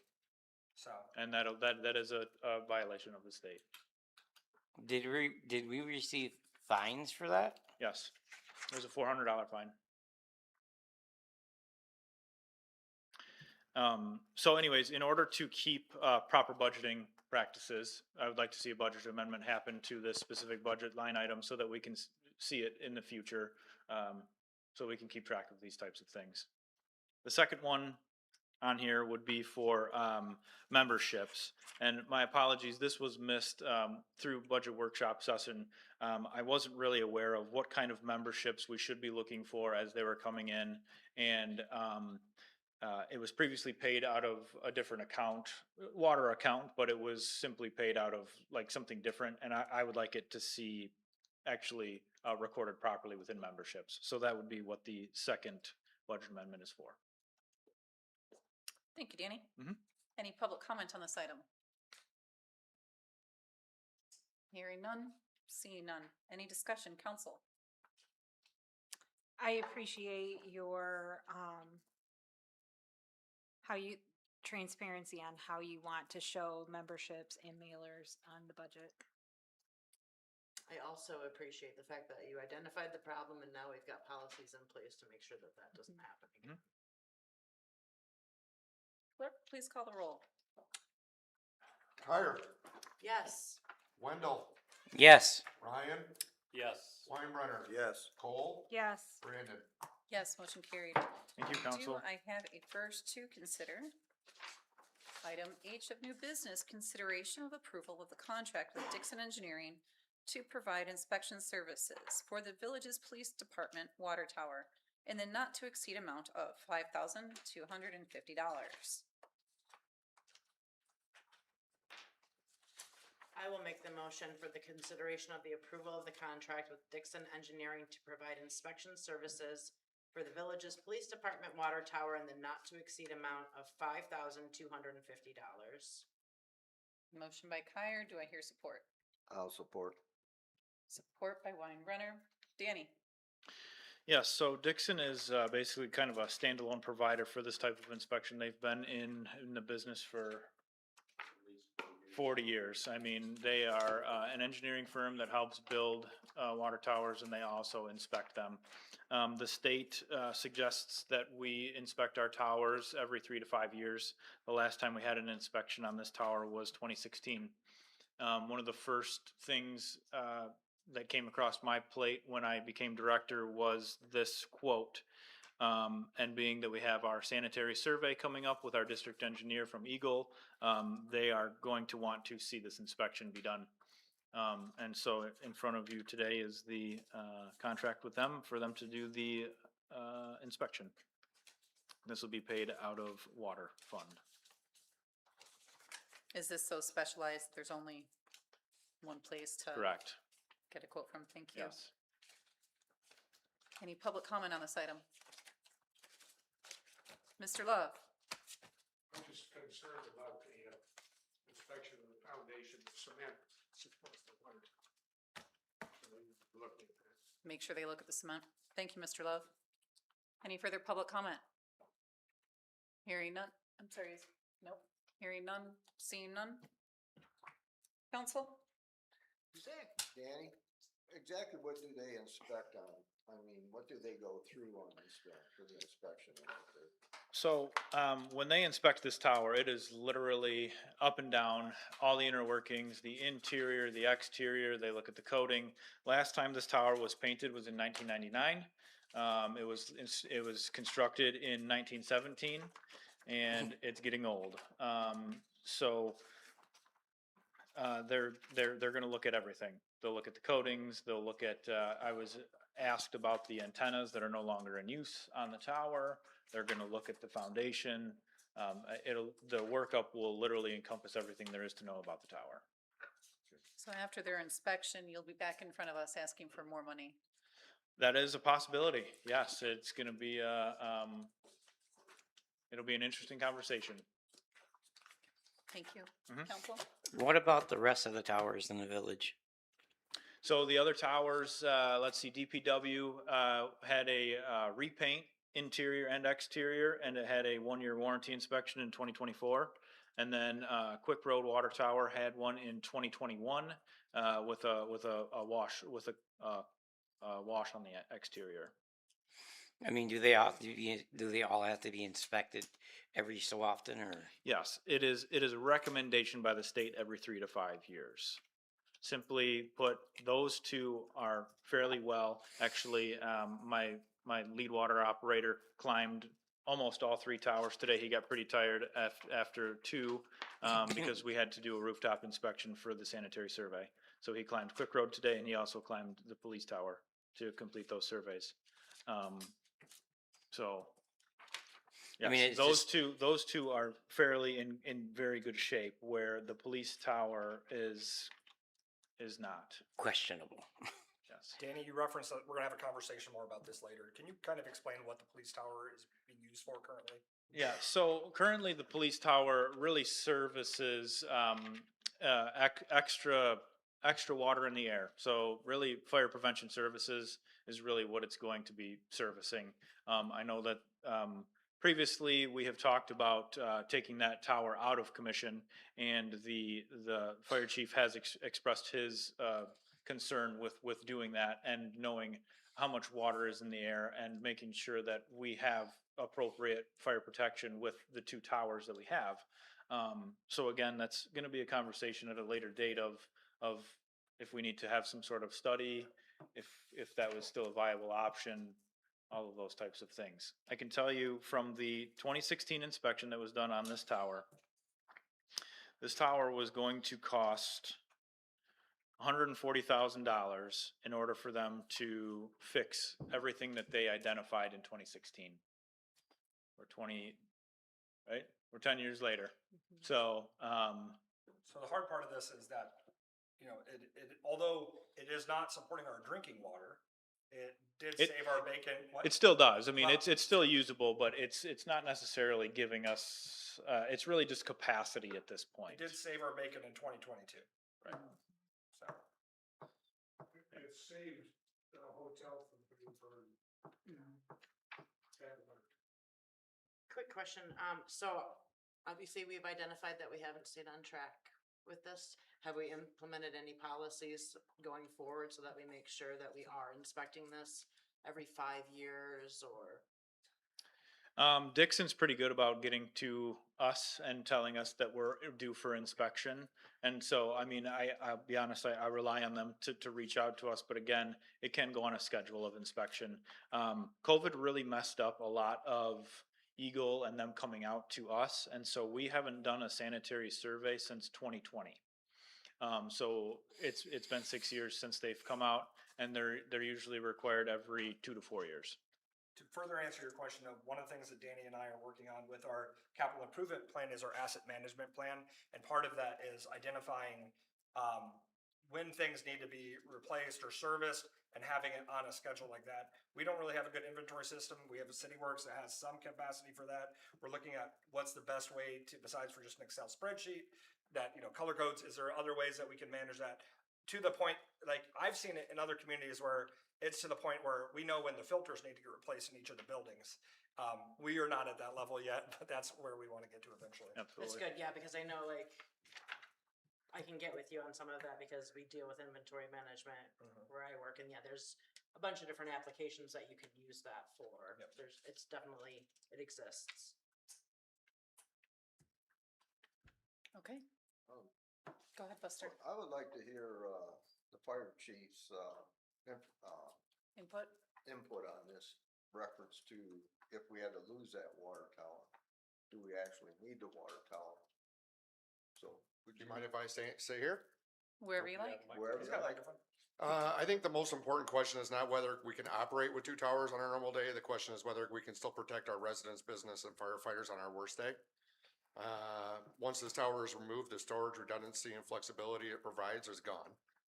Before making irreversible decisions, I think we should be confident that the remaining system can provide Holly with the same reliability, fire protection, and emergency preparedness our community expects. And I would recommend that we develop a plan for eventually decommissioning of that downtown tower. But with that, we don't permanently remove it until an engineering and hydraulic evaluation demonstrates that Holly can safely and reliably operate without it. And like Tim mentioned, this helped us out when we had that fire in Battle Alley, and we have an aging historic district, so I don't really see that this is an option, but to keep it in service. 2.1 million gallons of water, I think we flowed that day in about 9 hours. So without that tower, as John Love stated, we probably would have lost more than what we lost. Yeah. So Council's good? Go ahead. I just love how Chief had that answer already prepared. He knows how we are. I'm pretty passionate about protection and the downtown. I was there that day. I suffered extreme burns and 440 electrocution. So I'm just happy to be able to still be sitting here from that day. So, you know, I think obviously we need to look at replacement, but I think we also have to look at how do we decommission that tower but still provide the same services, whether it's capital improvement for a new tower. I just think just to remove it because it's old and needs a lot of money isn't the answer that maybe we should be looking for. I think we maybe should look at a plan of replacement rather than just decommissioning it altogether without any correspondence with that. It's also, there's a historic value to our skyline too, which, people, they're always taking photos of it, and, there is an important aspect to that too. that should I be would agree with both of their points, and I'm not insinuating that we directly just go for removal. I did talk to Dixon, the smallest tower you can get these days is 100,000 gallons, that's a 75,000 gallon tower, so a new tower would be just a little bit bigger than that one, and it would be anywhere from $2 to $3 million for a new tower. Is there grants available for that, Danny? Good question. Now, could we make that specifically for, do you go to fire hydrants? No. No matter what, it'll still be tied into the water It has to system? be drinking water. And it's something that Jeremy and I had talked about was decommissioning and then like being able to fill it up if there was a fire. The issue with that is that you can't, in order to put a water tower back into proper functionality, you have to perform a back-T test similar to what we've all experienced with the past two boil waters. You have to have a certain percentage of chlorine inside of that tower for a certain amount of time and pass the back-T tests. So it's not like we could just fill it up if we needed to and use it. We would risk the safety of our water at that point. Contaminating the whole system. Correct. Clerk, So, please call the roll. Weinbrenner? Yes. Cole? Yes. Ryan? Yes. Wendell? Yes. Dyer? Yes. Brandon? Yes, motion carried. thank you, council. Do I have a first to consider? Item I of new business, consideration of resolution 2026-037 for reprogramming of CDBG funding from code enforcement to water sewer improvements. I would like to make a motion for consideration of resolution 2026-037 for reprogramming of CDBG funding from code enforcement to water sewer improvements. Motion by Cole, Second. second by Kyer. Tim, is there anything else regarding this item that we should know besides what was discussed in the public hearing? We kind of already talked about it. We did the introduction then. I know that Councilmember Kyer has been anxious to talk about this since then. So proud. but I do want to say, just because she's not here, that Lisa put a lot of work into this. Lisa and Danny, just make sure they get that she and him are getting credit. They're to think of other strategies in order to fund some of these things that we need. So. Yeah, I would like to say with the CDBG block grants, there are all types of paperwork that people have to submit. It has to be in a certain district. There's certain parts that go with this. So Lisa and Danny, your research into how to replace our fire hydrants is much appreciated. Council?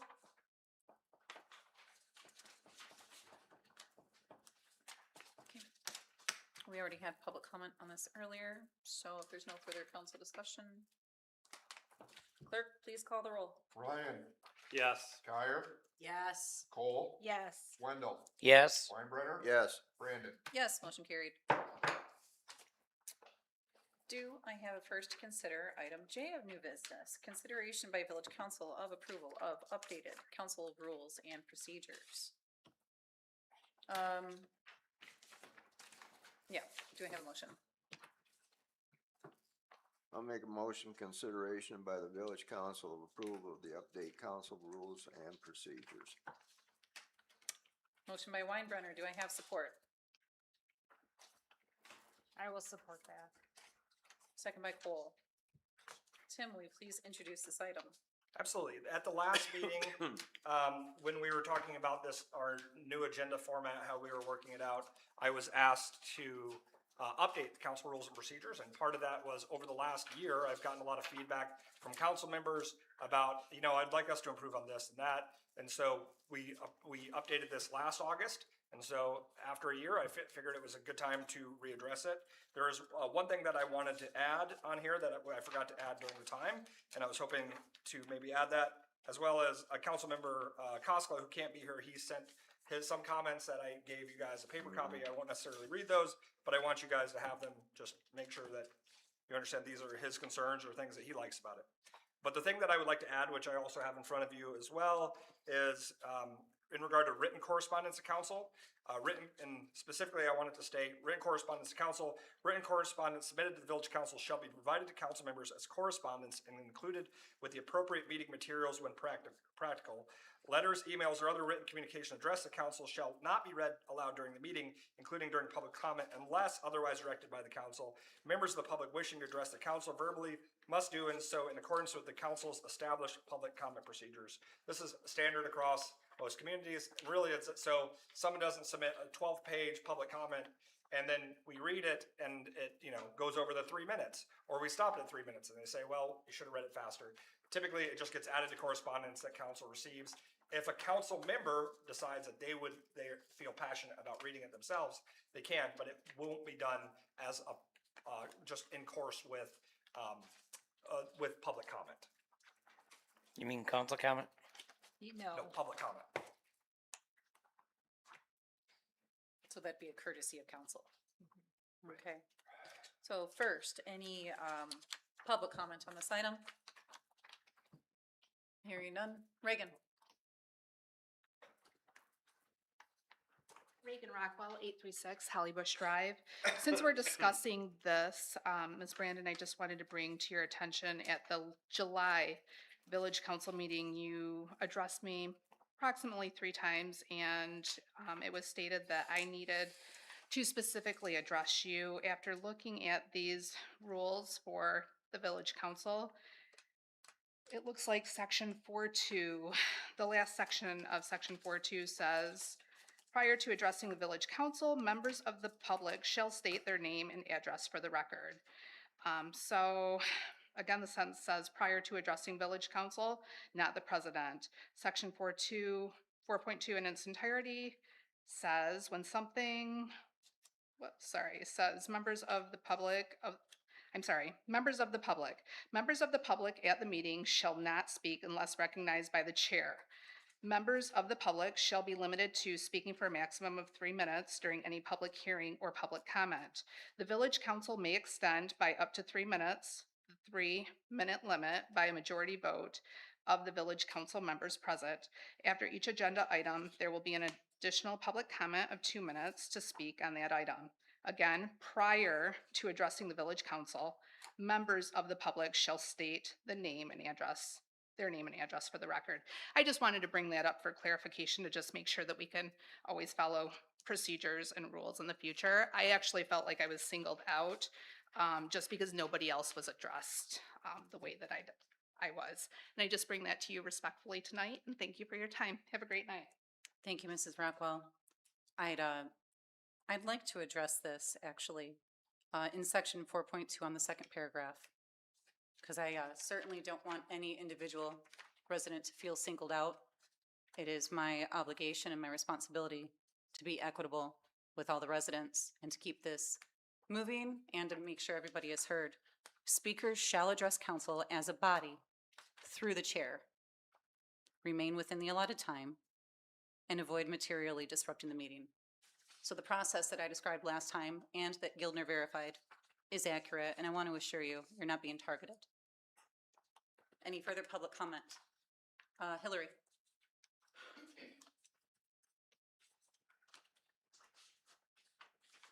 Hillary Allgaier, 121 Valley Street. I read over the updated rules, and I'm kind of concerned with the public comment portion of it, just because in the proposed rules, the verbiage, there will be public comment is replaced with council may provide. So that's really not like a guaranteed opportunity for something that we already have in place. And then my other concern is the having to submit and writing ahead of the meeting, just because you know, the meeting's kind of early and people rush to get here from work sometimes. And I think that if they're, it just limits their opportunity for their voice to be heard if they're coming here specifically to give public comment, but they missed out on submitting in writing prior to the meeting that they wanted to give public comment. So I just feel like it's really restricting the public, more. So thank you. Ms. Algier, before you leave, could you please tell me, what those section numbers were, just so we can put our eyes on it? 4.1, okay, thank you. And I can talk about that a little bit too. 'Cause- Sure. And I missed, you know, there are lots of revisions and changes that are in this. And changing just the for clarification, we don't usually do this, but I think that public comment should be addressed with immediacy, and that is why we're doing this kind of back and forth right now. Go ahead, Tim. So it won't change the fact that we do public comment after everything. I mean, are we required, so OMA's only requirement is that we do at least one public comment per meeting. But we are still maintaining how many public comments we do. It's just that if you want to do public comment on something, it's very similar to the way Oakland County does it, many other communities, where you would sign up in advance. And the reason that we're doing that is because we've worried in the past about capacity issues. And the way that you not have to worry about changing location and all of that is if we're streaming and we are signing up for public comment, that people can stream in their vehicles or outside or an alternate viewing area, as long as that we can identify them when it's time to do public comment. We can say, all right, it's Jeremy Watson's time to do public comment, and get them in there. And that's a way so that my building official doesn't keep hounding me about room capacity and those kinds of things. So that was the reason that we recommended this change. Can you describe, just what it would look like today? We come in, let's just say that this passed as is. What would it look like for Hillary and Reagan what would they need to do to have a public comment? Yep, there would be just a sign, and the other part of that is we also removed, in public comment, you no longer have to state your address, because I know that was something that Councilman Ryan and some other people had brought up to me that, that is kind of an archaic thing. And so you just state whether you're a resident or not. So Okay. what municipality you're a resident of, you don't have to actually state your address. That there would be a sign-up sheet out back or in the back of the room, that would state all the different opportunities, whether it's general public comment or whether there's a specific agenda items that you would like to talk on, and then you would just sign your name below that. You write your name. It also allows the clerk to identify who it is easier and state their name for them when they're coming up. And then, Ms. Algier mentioned having to send something in ahead of time. Is that for, if you send It's just in at the beginning of the meeting. Okay, just at the beginning Yeah, of the beginning of the meeting. Usually how it works, at least with, I believe the way that Oakland County does it, is that you basically can sign up until the public comment period. Once the public comment period starts, then it gets taken by the clerk, and the clerk would do that. So they would have to first, not only the time before the meeting, but they would have first 15 minutes or whatnot, depending on how busy the agenda is. Okay, thank you for that. Any further public comment? Okay, hearing none and seeing none.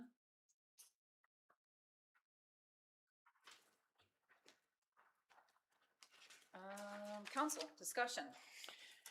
I would not recommend doing that because let's say during public comment, Jeremy Watson, oh, I never thought about that. I want to mention something about that too. It restricts people who haven't thought about it to be able to give their opinion about the same thing that person is giving. It could be something that deals with the road, could be something that deals with a park, could be anything. And the other thing is that I don't even know what the capacity of this room is. I think it should have a placard somewhere that says the legal capacity of this room. It's 49. I'm not trying to be a jerk. I see a fire extinguisher, restroom sign, light switch, thermometer. I don't see a sign. I'll make sure it's posted by the next council meeting. I'm just, but because it's hard also with public comment for agenda items. That person might not understand what the agenda item really is until it's brought up, because maybe they don't understand the verbiage as it's written. But once it's explained and everything, then they understand it. So now we've restricted them from being able to comment. Could I suggest like a middle ground for that? Like if we come to that capacity issue, then we do a sign-in sheet for it because that capacity issue happens sometimes, but it's not like a regular occurrence. So we maintain what we're doing, but capacity becomes an issue, we let people sign up so that way they can get brought back in here for it. I like that. When we are at such large limits in here, sometimes it's hard to see who raises their hands. So having a sign up when we are at capacity is one way to not overlook a person. Now, this does not say you have to pre-put your public comment. You don't have to like write down what you're gonna do. We just want a name, so we're not missing someone. I can agree with that. I have, a question about the appeal. Are we gonna stick with public comment or can I go on? I was gonna say, Oh, okay. I agree with Danielle and Yeah. Thomas and you. Yeah. Yeah, I think, Daniel, not Danielle. That's your daughter.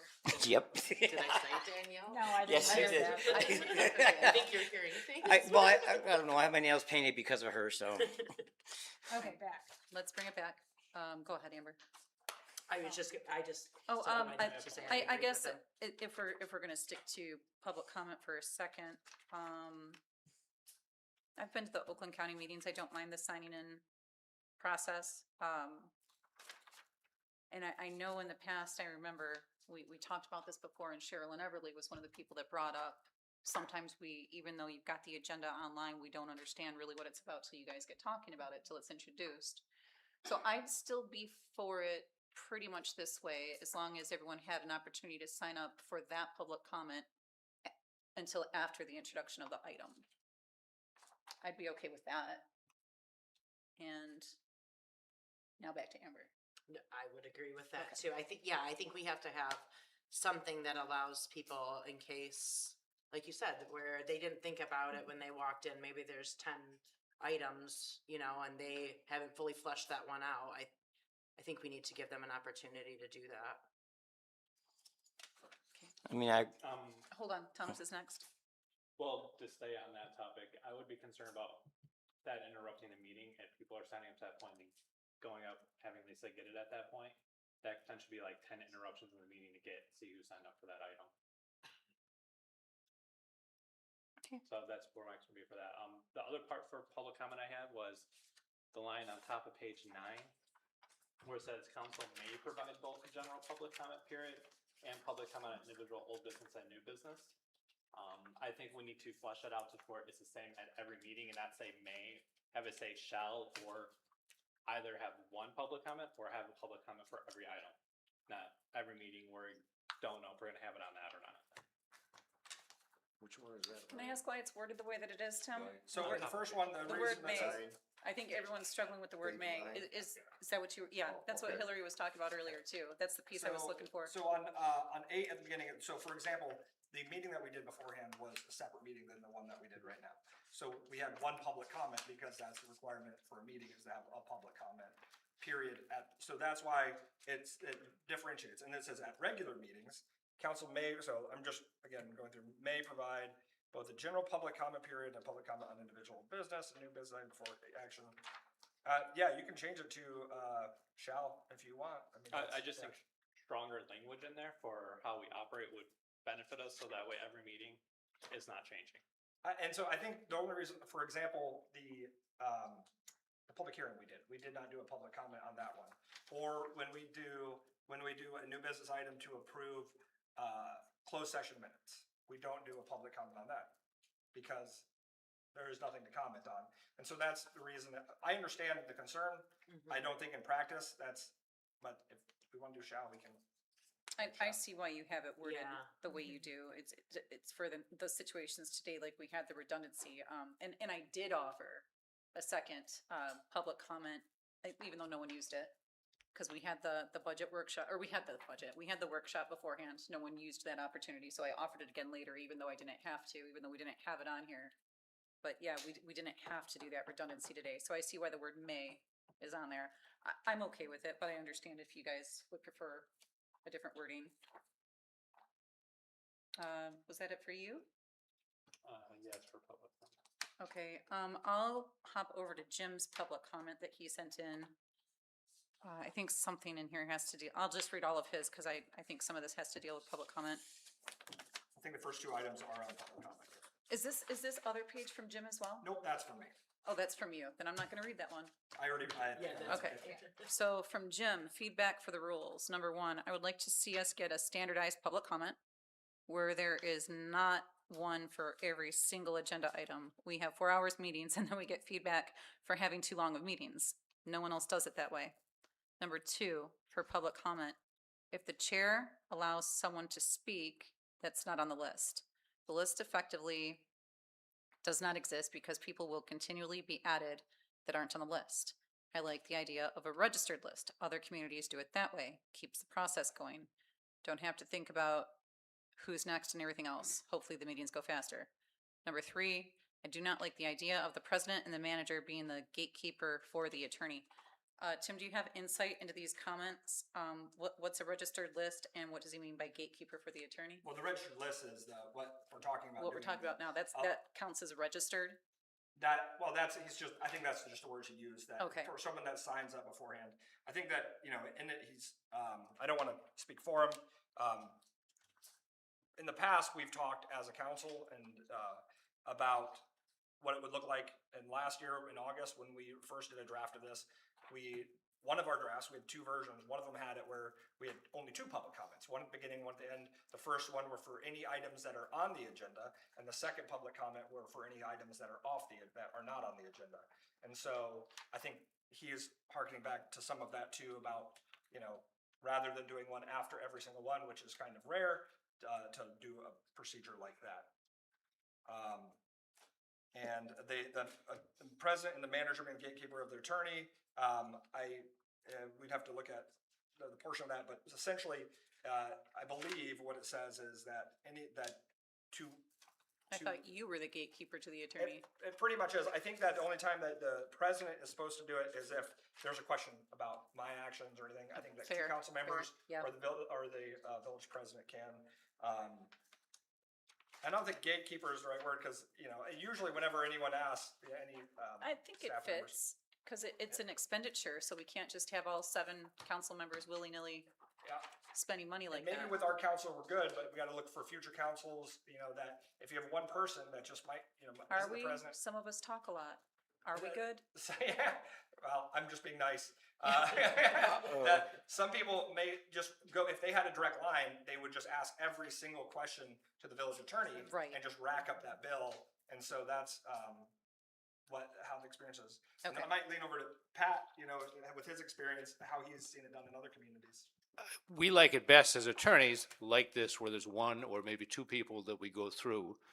There are communities where we'll get direct calls from everybody on the council. And it's not just a matter of the bill, it's we're being told different things by different people. And sometimes you feel like you have a conflict of interest because you've heard the same story 9 different ways from each person on the council. And our client is always the municipality, not the mayor, not the people on the council. And it's not confused, but difficult to keep things in the proper order if we can take phone calls and directions from everybody. So having a lesser number of people than everybody in a community that we generally go through is much cleaner.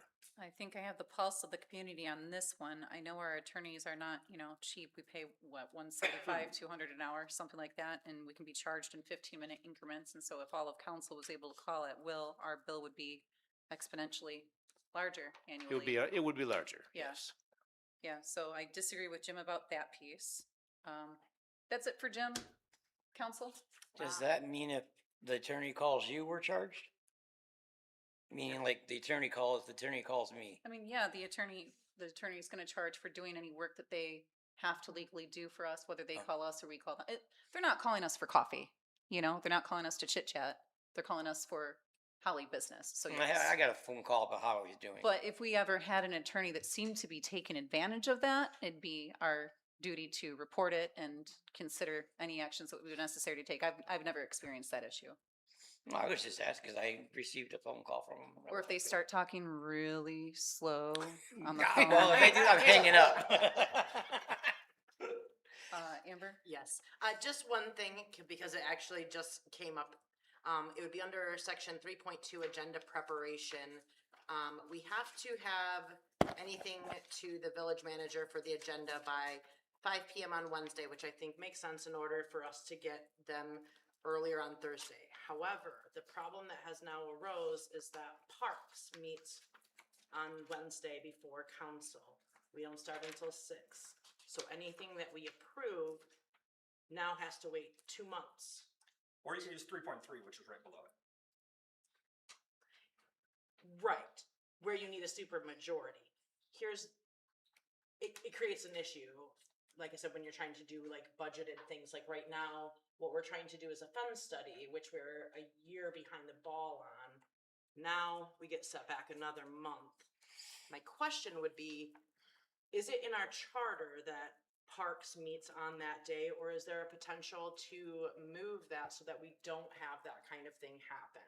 There is a potential to move it. I don't believe it would be in our charter. It might be in our ordinance that establishes it.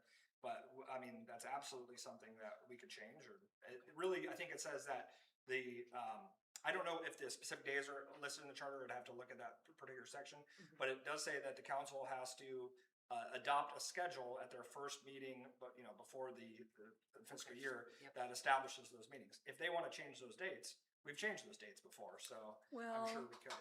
My concern there would be that a lot of the people that are on parks, they have that availability. They might not have other availability. Right, fair, yeah. So should we ask, could this be an ask? Could we ask the village manager to maybe change it to 8 PM on? Thursday morning, Okay. it's 10 a.m. and 8 a.m. For the submission?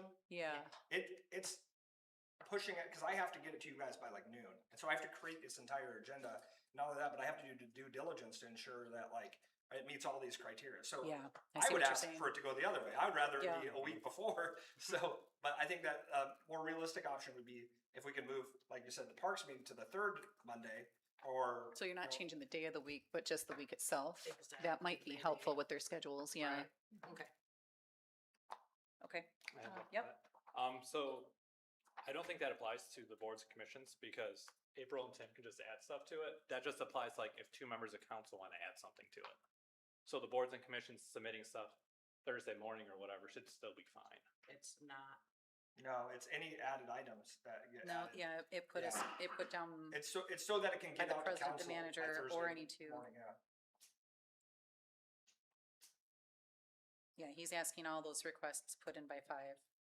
I mean, to be fair, this agenda packet is 500 pages. If I don't get it by Thursday at noon, and I read every single page, while working a full-time job, so I also need that to be prepared. I need that 100%. time. My other thing for that was, I agree with Tim. He should have at least one more day to do that. Like Yeah. it shouldn't be on Wednesday. It should be at least Tuesday at the latest. Okay. I agree. As someone that Yeah. compiles agendas and packets myself, it takes a long time, and that's a much smaller thing that I do compared to these packets. So But I would just advocate for the departments. I know that like some of them, I mean, they're pushing it to get it in at that time too. A lot of it is because of meetings and all of that. Okay. So then we could potentially amend this motion to include that you get it by 5 PM on Tuesday? I love it. I feel, Danny, are you making a face? No? Okay. Danny is the one that, That's- because of the parks, faces this issue more than most. Okay. And because, as we see, he has a lot of the agenda items. And so, So if we move the parks meeting though to like the first Wednesday, or what is it? It's already It's the the first first Okay, Wednesday. so the third Wednesday, that puts you just before the following? Right, or even if we did it second Wednesday or something. We can talk about it at Parks, but just, like I said, this just happened to come up, and like I said, it creates an issue with us, especially as Parks, because we don't meet 12 months out of the year. We do miss meetings in November and December, so we're kind of at the end of where we can do anything right now, and when you push things off, it makes me nervous. Yeah. my argument to the department heads on this, just to be fully transparent, I say, what in parks is an emergency that shouldn't be projected out a month ahead of time?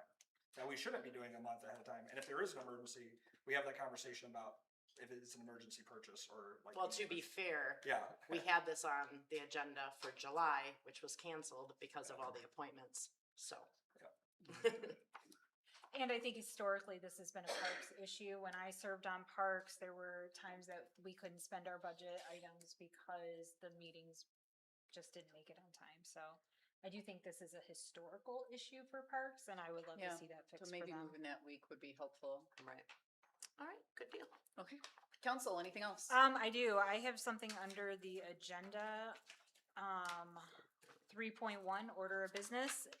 We added FOIA appeals. I wasn't sure if we needed to have that since we're listing like roll call, pledge of allegiance, approval of consent. Do you want it to also have a number where we're addressing FOIA appeals as they come in?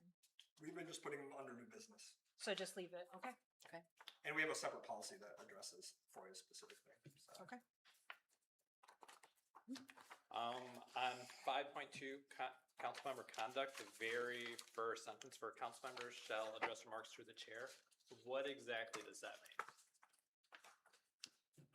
So I think that's just coming kind of through Robert's rules, that they shouldn't be addressing the audience necessarily. It should be, I believe that one actually is a legacy item from the original document, but I would have to check as well.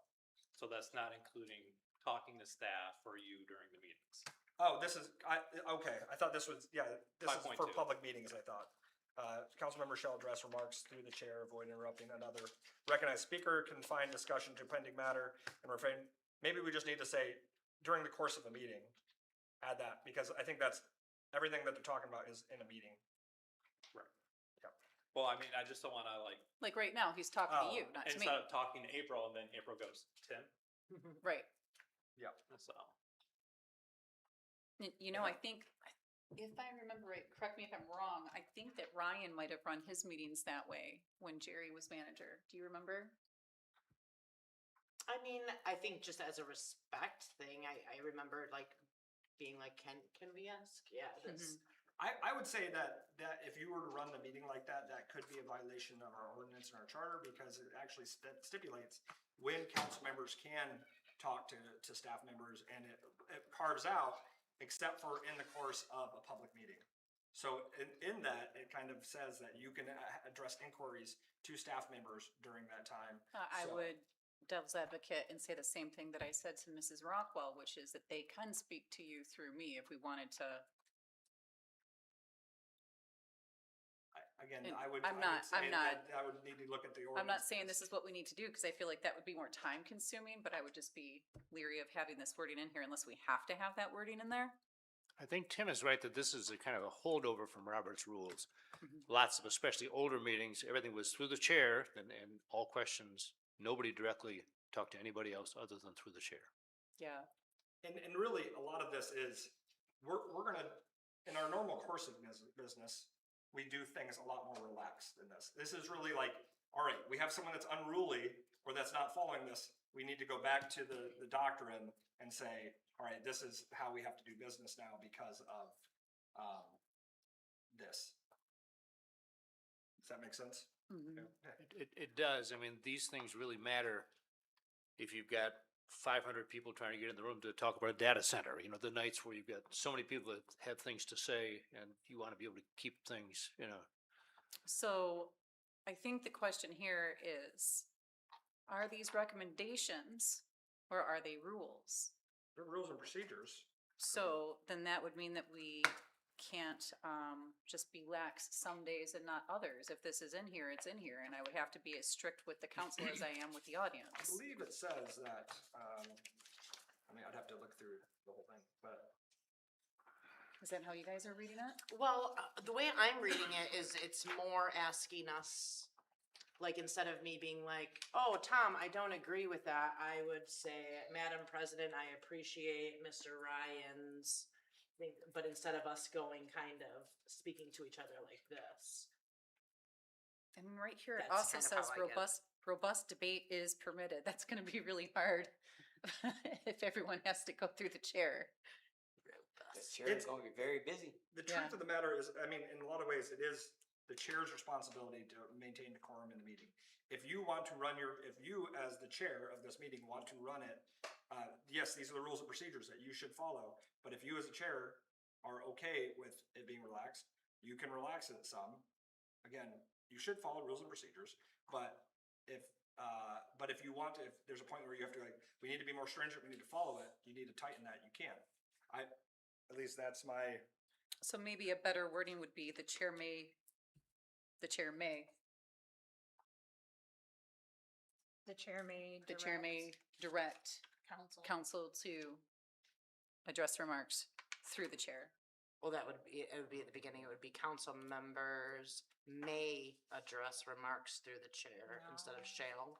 I think it would have to start with the chair may direct council members. That way it's at the chair's discretion. Okay. I agree Chair with may that. direct. Otherwise, the council word may is gonna be one of those weird questions in the future. Mhm. Yes. I kind of disagree with that. I think just having council members avoid interrupting recognized speakers and all that stuff is fine for there, because the next section is maintaining order, which the chair already has that, so she can call to order when, say, me and Amber start arguing about something, she can call us to order. Yeah, cause that's never So- happened.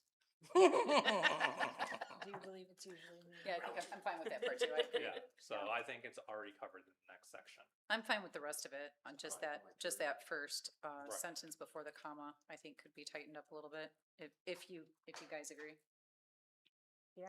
Or, And if you look at the chair portion under 5.1, the second paragraph, the chair shall preserve order, recognize speakers, apply these rules in a viewpoint neutral manner, rule on procedural questions, and facilitate fair and efficient consideration of those business. So it is giving latitude to. Okay. Yeah. Okay, I feel like that covers it. I'm happy. I don't need an amendment. Okay. Thank you for noticing 5.1. Council, discussion, anything else? I want to make sure I vote correctly, for the pre-sign up for public comment. We didn't really find out if how we were gonna do that. One thing that I do like Ryan's idea that he had stated, if I state it the right way, but if we are expecting a big turnout, then we have them do it when they come in. But if we're just having our standard meeting like this, where we're not expecting a huge turnout, I don't think we should have to have a sign-up sheet. I mean, Oakland County has big meetings, that's why their public comment is one day and the meeting for the people are the next day. yeah, I mean, we could tie it to half capacity. So if you have half capacity in this room, a sign-up sheet is provided so that people aren't overlooked, but. Any other, yep, go ahead. Just so to help with Wendell's point of view on that, we could always refer this back to Tim to review our suggestions, bring it back to us, and then go from there. This isn't necessarily something that we have to get done today, so. Unless anyone's worried about our current procedures not operating well. I don't, at least right now, I don't feel a consensus amongst council as far as to even go back right now and reword it, because I'm hearing different viewpoints. So I wouldn't even know what to take away from it right now to change it. Because I know I've obviously talked to Councilman Koskela, but I'm hearing even different viewpoints within the current council. Yeah, I agree. And this is a living document. If it's something that we try out and it's, after, a month or two and you're saying, hey, we don't like it, we can readdress and bring it back. These are your rules and procedures, so you can change it to, Outside however of the you want to do it. public comment, is everyone good with everything else in this? Oh yeah, I just have one more comment. It's not necessarily something in here, but it says that the manager and clerk need to review it every 2 years. Can we kind of define that a little bit to be the January after election, since council can potentially change every 2 years anyways? Right. And then the new council that comes in can define their own. This should be one of the last things, right? I mean, it's not something that actually has to be in this, because that's more how often you guys. So review in 13.3 periodic review, these rules at least once every 2 years and recommend updates necessary to reflect changes in the plan. So this is, and this is just our review of it. Again, Right. Council could always make changes and do those things. So, what would the preference be on that for wording? Well, I know how you like talking to new incoming council members. Yeah. I mean, that's how you introduce yourself to pretty much everybody up here. Yep. It could be something like, you ask them like, hey, how do you feel about this? Like, what kind of changes would you like to see on the meetings? And then that could be part of the review for it. So if it's 2 years anyways, might as well make it with the different incoming councils. Otherwise, we approve something now and then it gets reviewed again January, February, when a new council wants to do it. It just puts a lot of work on you. Yeah, it's, That's all. I would say definitely, in my opinion, I would, because again, council can always recommend changes, we could always do that at that time. I would say do it on the fiscal year change, or maybe not in the fiscal year, but around that time. Right. Because then it allows, sometimes as everyone in here has a different perspective probably from the day they started on how, and I know because I've heard, and even in the last year, the comments that are being made on this are different than what the viewpoint was in August of last year. So I think that having at least experienced 5 or 6 meetings at that point, you actually would say, okay, I have a better feeling about, how we should change it, rather than coming in cold and saying, everyone gets a 15-minute public comment and they can filibust, anything. So. I'm fine with that piece. Is there any need to rush any of the other changes, or could it all wait for a minute? This is your rules and procedures. Okay. They don't need to be changed, so it's up to you.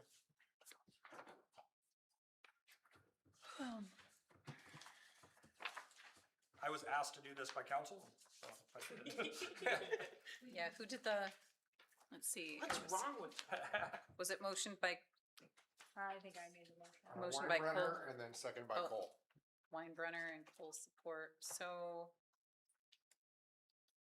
Did you want to make any amendments? I know that there were a couple. yeah, did you want to make an amendment to your motion? Or postpone this until next month?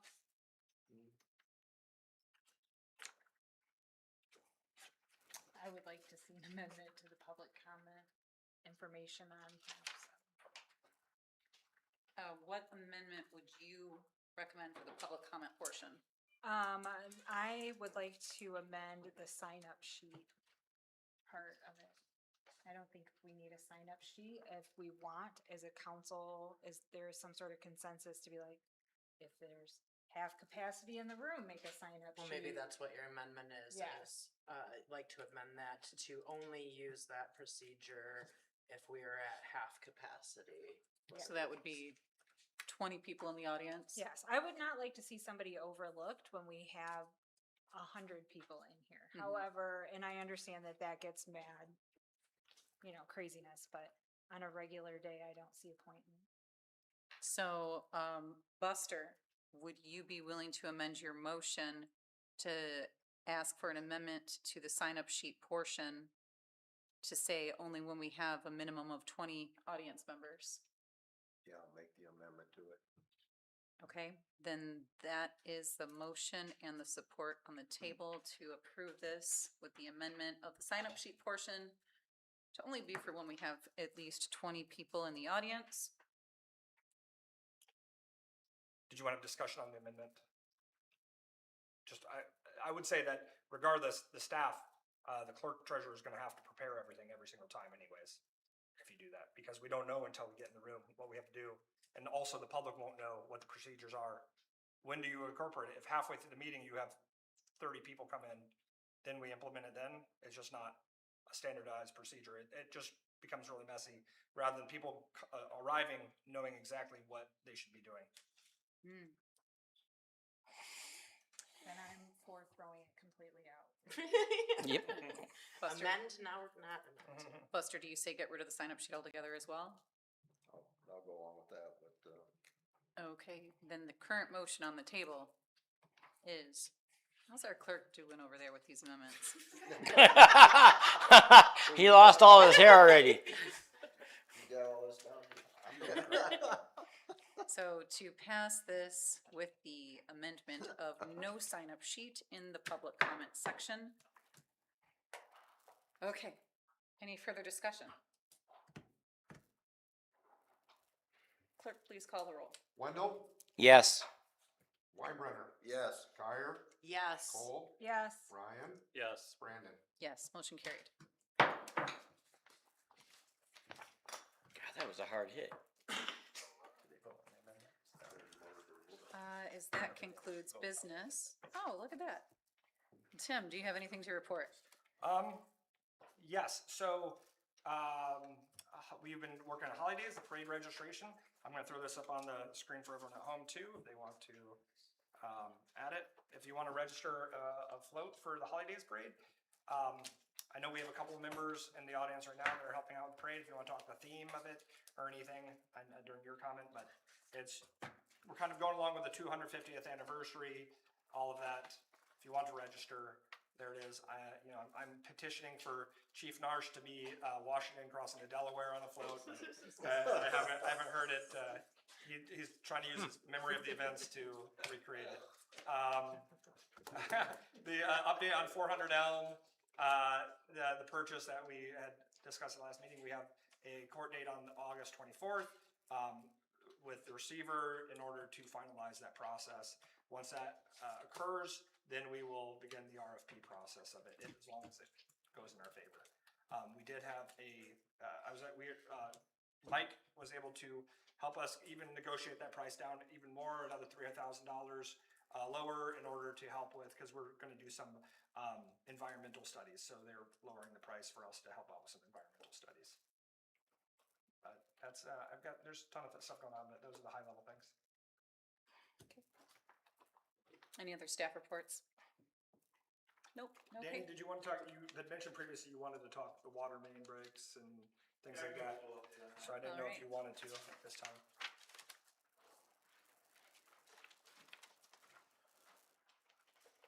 So unpopular opinion are boil water alerts.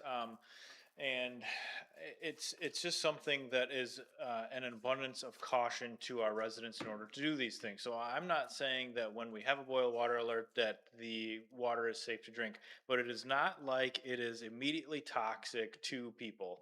So that was some misconception that I feel like I saw. Maybe some people thought they got sick right away. It's not like this waterborne virus that just incorporates our entire system. That's just not how it works. There is a chlorine residual within our entire system. A boil water advisory is basically in an abundance of caution. With our hydrant replacements, we are going to do our best in order to have public input and public outreach in order for people to understand that we may have hydrants that are going to cause a boil water advisory. We have 7 hydrants to do. It might take us a day to do a hydrant. It might take us 2 days to do a hydrant. At that point, if we are working on hydrants and I don't have any other emergencies that come in or any other operational needs that happen at that point, my guys will be working on hydrant replacements for 2 weeks, and we'll have to try to do our best not to have a 2-week-long boil water notice when we do all of these hydrants. We're going to be working closely with our Eagle engineers in order for them to kind of help us figure out the best way to navigate this situation. But Tim and I are going to work on the public engagement piece of what this looks like, and people are screaming at us to fix these hydrants, and we know that they need to be fixed, but people are also going to have to play ball with us and understand what it's going to take in order to do these. But again, water main breaks happen. I can't attribute it to one thing or another. We have aging infrastructure, and I can't say more about it. That we're going to have to start looking at infrastructure projects in the very near future. So I would like to say that in coordination with the water main break that happened on Quick Road the other day, I made the decision to call in a contractor. At the same time that we fixed that water main, the contractor was fixing the fire hydrant that was on North Holly Road that was also out of service. That hydrant was going to cost the village $60,000 to replace, because we would have had to do 2 line stops, which are insertion valves into the mains, so that we didn't have to do a boil water advisory for that replacement. We were already on a boil water advisory. We already had that area shut down. The hydrant replacement cost about $9,200 for a Saturday night call-in at 6 p.m. They were done at 2 a.m. We were done at 4 a.m. So win in my book, if you will. So we just saved 50 grand. Yes. Amen to that one. 100%. So Good job, Danny. just something, that's really what I wanted to touch on, just. Yeah, and we don't know exactly what, when we get to the hydrants, we're gonna have more information. We don't know if we're gonna be able to do a shut off. It depends if it's in a high pressure zone, low pressure zone, what that looks like. Or a transmission main. Yep, and so there's a lot of things, we're gonna work again with, every resource we have available, the membership that we talked about today, the MRWA, we're gonna work with them, they have some resources too, that we're trying to, again, tap into anything.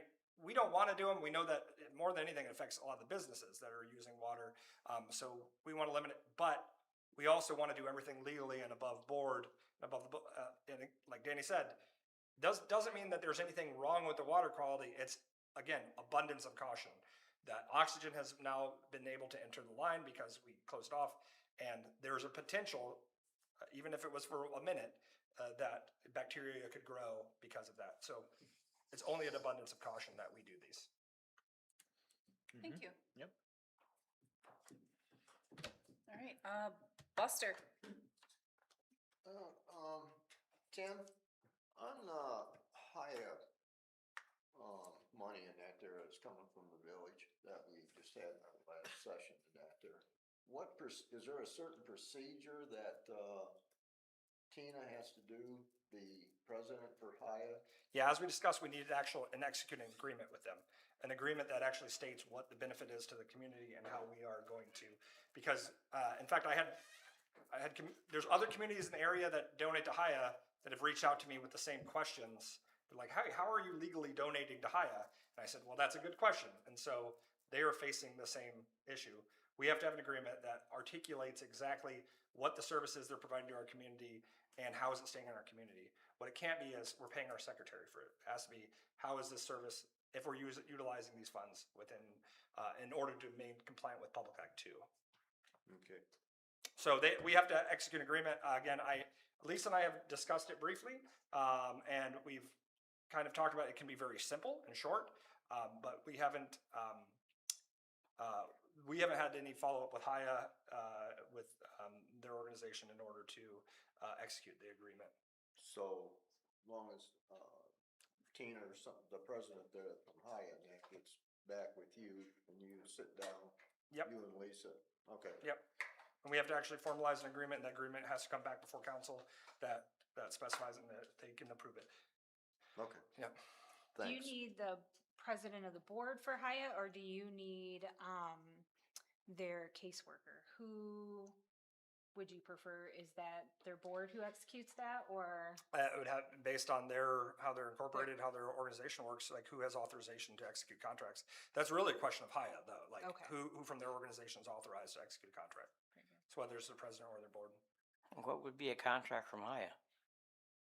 The things that I just stated, as far as it has to state how how the services are actually being provided within the community, and to like how can we actually attribute it to work that's being done in our community. In the past, it has been, they have to report, the way that other communities do it is that rather than we just give them a lump sum of money, is that when they do a service within our community, they report back, and then they send us an invoice, we pay that invoice up until our agreed upon amount. That is the ideal situation, but they have been reluctant, they don't want to do that process, is my understanding. So we're looking at other strategies for it. What about if it's just like people in the community they help, they can anonymously come to you, or they can come to you and say, hi, help me out, or I did this? It has to come from Haya. Yeah, It can't they come don't from- do it anonymously like that. Mm-hmm. In the past, we've used CDBG funds, which does monitor who they're helping, where it's helping, and all those things. This frees it up so that they can use it for skill building for the entire village and not just in that district, so. And I will say that one thing about CDBG now is that they did not previously update their maps online, and we've pushed back on them, and they've now updated their maps, and basically the entirety of the village is now within the CDBG district, except for a small section of our west corner, up by what the old Presbyterian Village, what's that area called? Yeah, Mill Point Sub. That's the only area right now that isn't within the CDBG district. Everything else is. So we actually have a lot more opportunity to utilize it within our community than we did previously. Tom, you had a question? No, I was just going to help part of Daniel's question, because I deal with this stuff at work too. So an example of a contract type thing would be Haya helped X number of students from the village join AYSO and pay for their registration fees, Yeah. stuff like that. So. And that's easy because we can attribute it to a person within the village and a specific amount to their fees. Buster, anything else for your closing comments? Tom, on to you. Well, another Haya thing, they had their truck drive, which was very successful. The community showed up, filled it up, so they got the maximum award for that. So that was good. Also, I taking the Michigan Capital Asset Management course. So if we're still working on that stuff post-November, after I'm done with that, I'm more than welcome to help. If you're still here in November, because you're going for something else. All right. Is that it for you? Daniel? Well, HTC has a we meet on Thursday, so I'll have my comment for that next week. I do have something for Chief Nurse. I got asked about, I should say. And I told him I would bring it up at my council comment to see if I could help with that at all. And it's like I said, Chief, nothing against you. A person just reached out to me saying that they didn't get a response on a thing that happened with their child. And it was regarding a teacher or something from the Holly area schools. And she called the prosecutor and they said, no, we have no record of it, but Holly PD was saying we sent it to the prosecutor and there's no case number. She can't get a case number for anybody. And I'm like, well, I'll bring it up with Chief. So. I would say, on this, so we don't go into individual details on this. Talk to me and Chief, and we'll clarify whatever this is outside of the public venue, just in case, because I don't want to, especially when you're talking about a minor, there's all kinds of considerations. I don't know. And I agree with that 100%, but I will make the comment, I've spoke with her multiple times. Okay, I'm not saying you didn't. I'm not accusing you. It came across to me and I said, okay, I'll say something. I just wanted to be clear that every time I was called, I returned the call. Well, I didn't doubt it. Thank you, Chief. And that's all I have. Thank Okay. you. Shannon? Let's see, I really came in to advocate about fire hydrants, but, we got that taken care of. For Holidays Parade, I will touch base on this one for a bit. We are doing Chief Narsh's wife has put together a fantastic parade, and it is going to be any theme that has to do with a historical moment in the 250 years of America. She has not only put that on as a theme, but she has gone and collected donations and is offering cash prizes for these floats, which is very cool. So this is the first year we'll have some cash prizes for floats and participants. You do have to sign up to be a part of that. There's still going to be a community day of play, which is very cool. And they're finalizing some schedule stuff, and the parade route is changing. So you might want to check that out online. The DDA is hosting that parade application, and on their See My Legacy website, it's got some more information about holidays on there too. Thank you, Shannon. There's also prizes. There are prizes. Cash Cash prizes. Ooh. Yes. That were donated. No taxpayer money. Amber? Just to piggyback off that too, we are desperately in need of volunteers for holidays. So if anybody has that volunteer bone in their body, we would really appreciate it. When we originally started this, after Jerry Walker left, when we were talking about community play dates, we tried to set it so that there was a couple members from council, a couple members from parks, a couple members from the DDA, and maybe others in the community that would help. It has since dwindled more and more, so we really could use some help. If you love these community events that we put on, trust me, there's a lot of people behind the scenes that do it for free. Secondly, so Parks just met. Like I said, we are doing a fen study at Ganshaw Park. Back in the 90s, they did identify a fen is a specialized ecosystem that you have. And it's very important for us, especially since we've been moving more towards the pollinator gardens and protecting our ecology. that we move forward with that, so we will be bringing that to you guys. We are also talking about signs and kind of working within the parks and DDA and staff to get kind of our signs to be a little bit more cohesive. We do have some new park equipment that will be coming into our parks soon. We have received it, but obviously our DPW is out there fixing water mains and everything else. But along with that, they also have put, if you have been to Lakeside Park or Crapo Park, we have put softball down beneath our swing sets. When they were digging that out, we found crushed pieces of concrete. So it's probably a good idea that we did that. And then it's not, I don't know how. There will be a special story time at the Township Library this Thursday. Usually they don't do it for the summer. They usually do the summer reading, but it is a huge thing for the kids in our community. So if anybody's watching on Thursday and Friday, they will be doing a special story time on Thursday that is going to be hosted by the Girl Scouts. And that is it. Thank you. Let's see, had DDA yesterday. They are doing an Art in the Park. It's an installment of semi-permanent rotation art structure. It will be low maintenance. It will be subject to criteria of a family-friendly judge panel. And this will kind of be like the pioneer for our other parks in the future, potentially. They also submitted an entry yesterday to be a Hallmark Christmas nomination. Oh, that's some words. They're also looking for a volunteer coordinator. Let's see.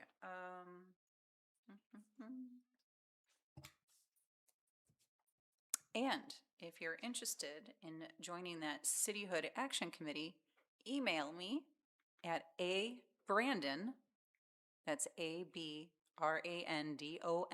@hollyvillage.org. We will now adjourn the August 11th meeting of Village Council. The next regular meeting will be September 8th. This meeting is adjourned.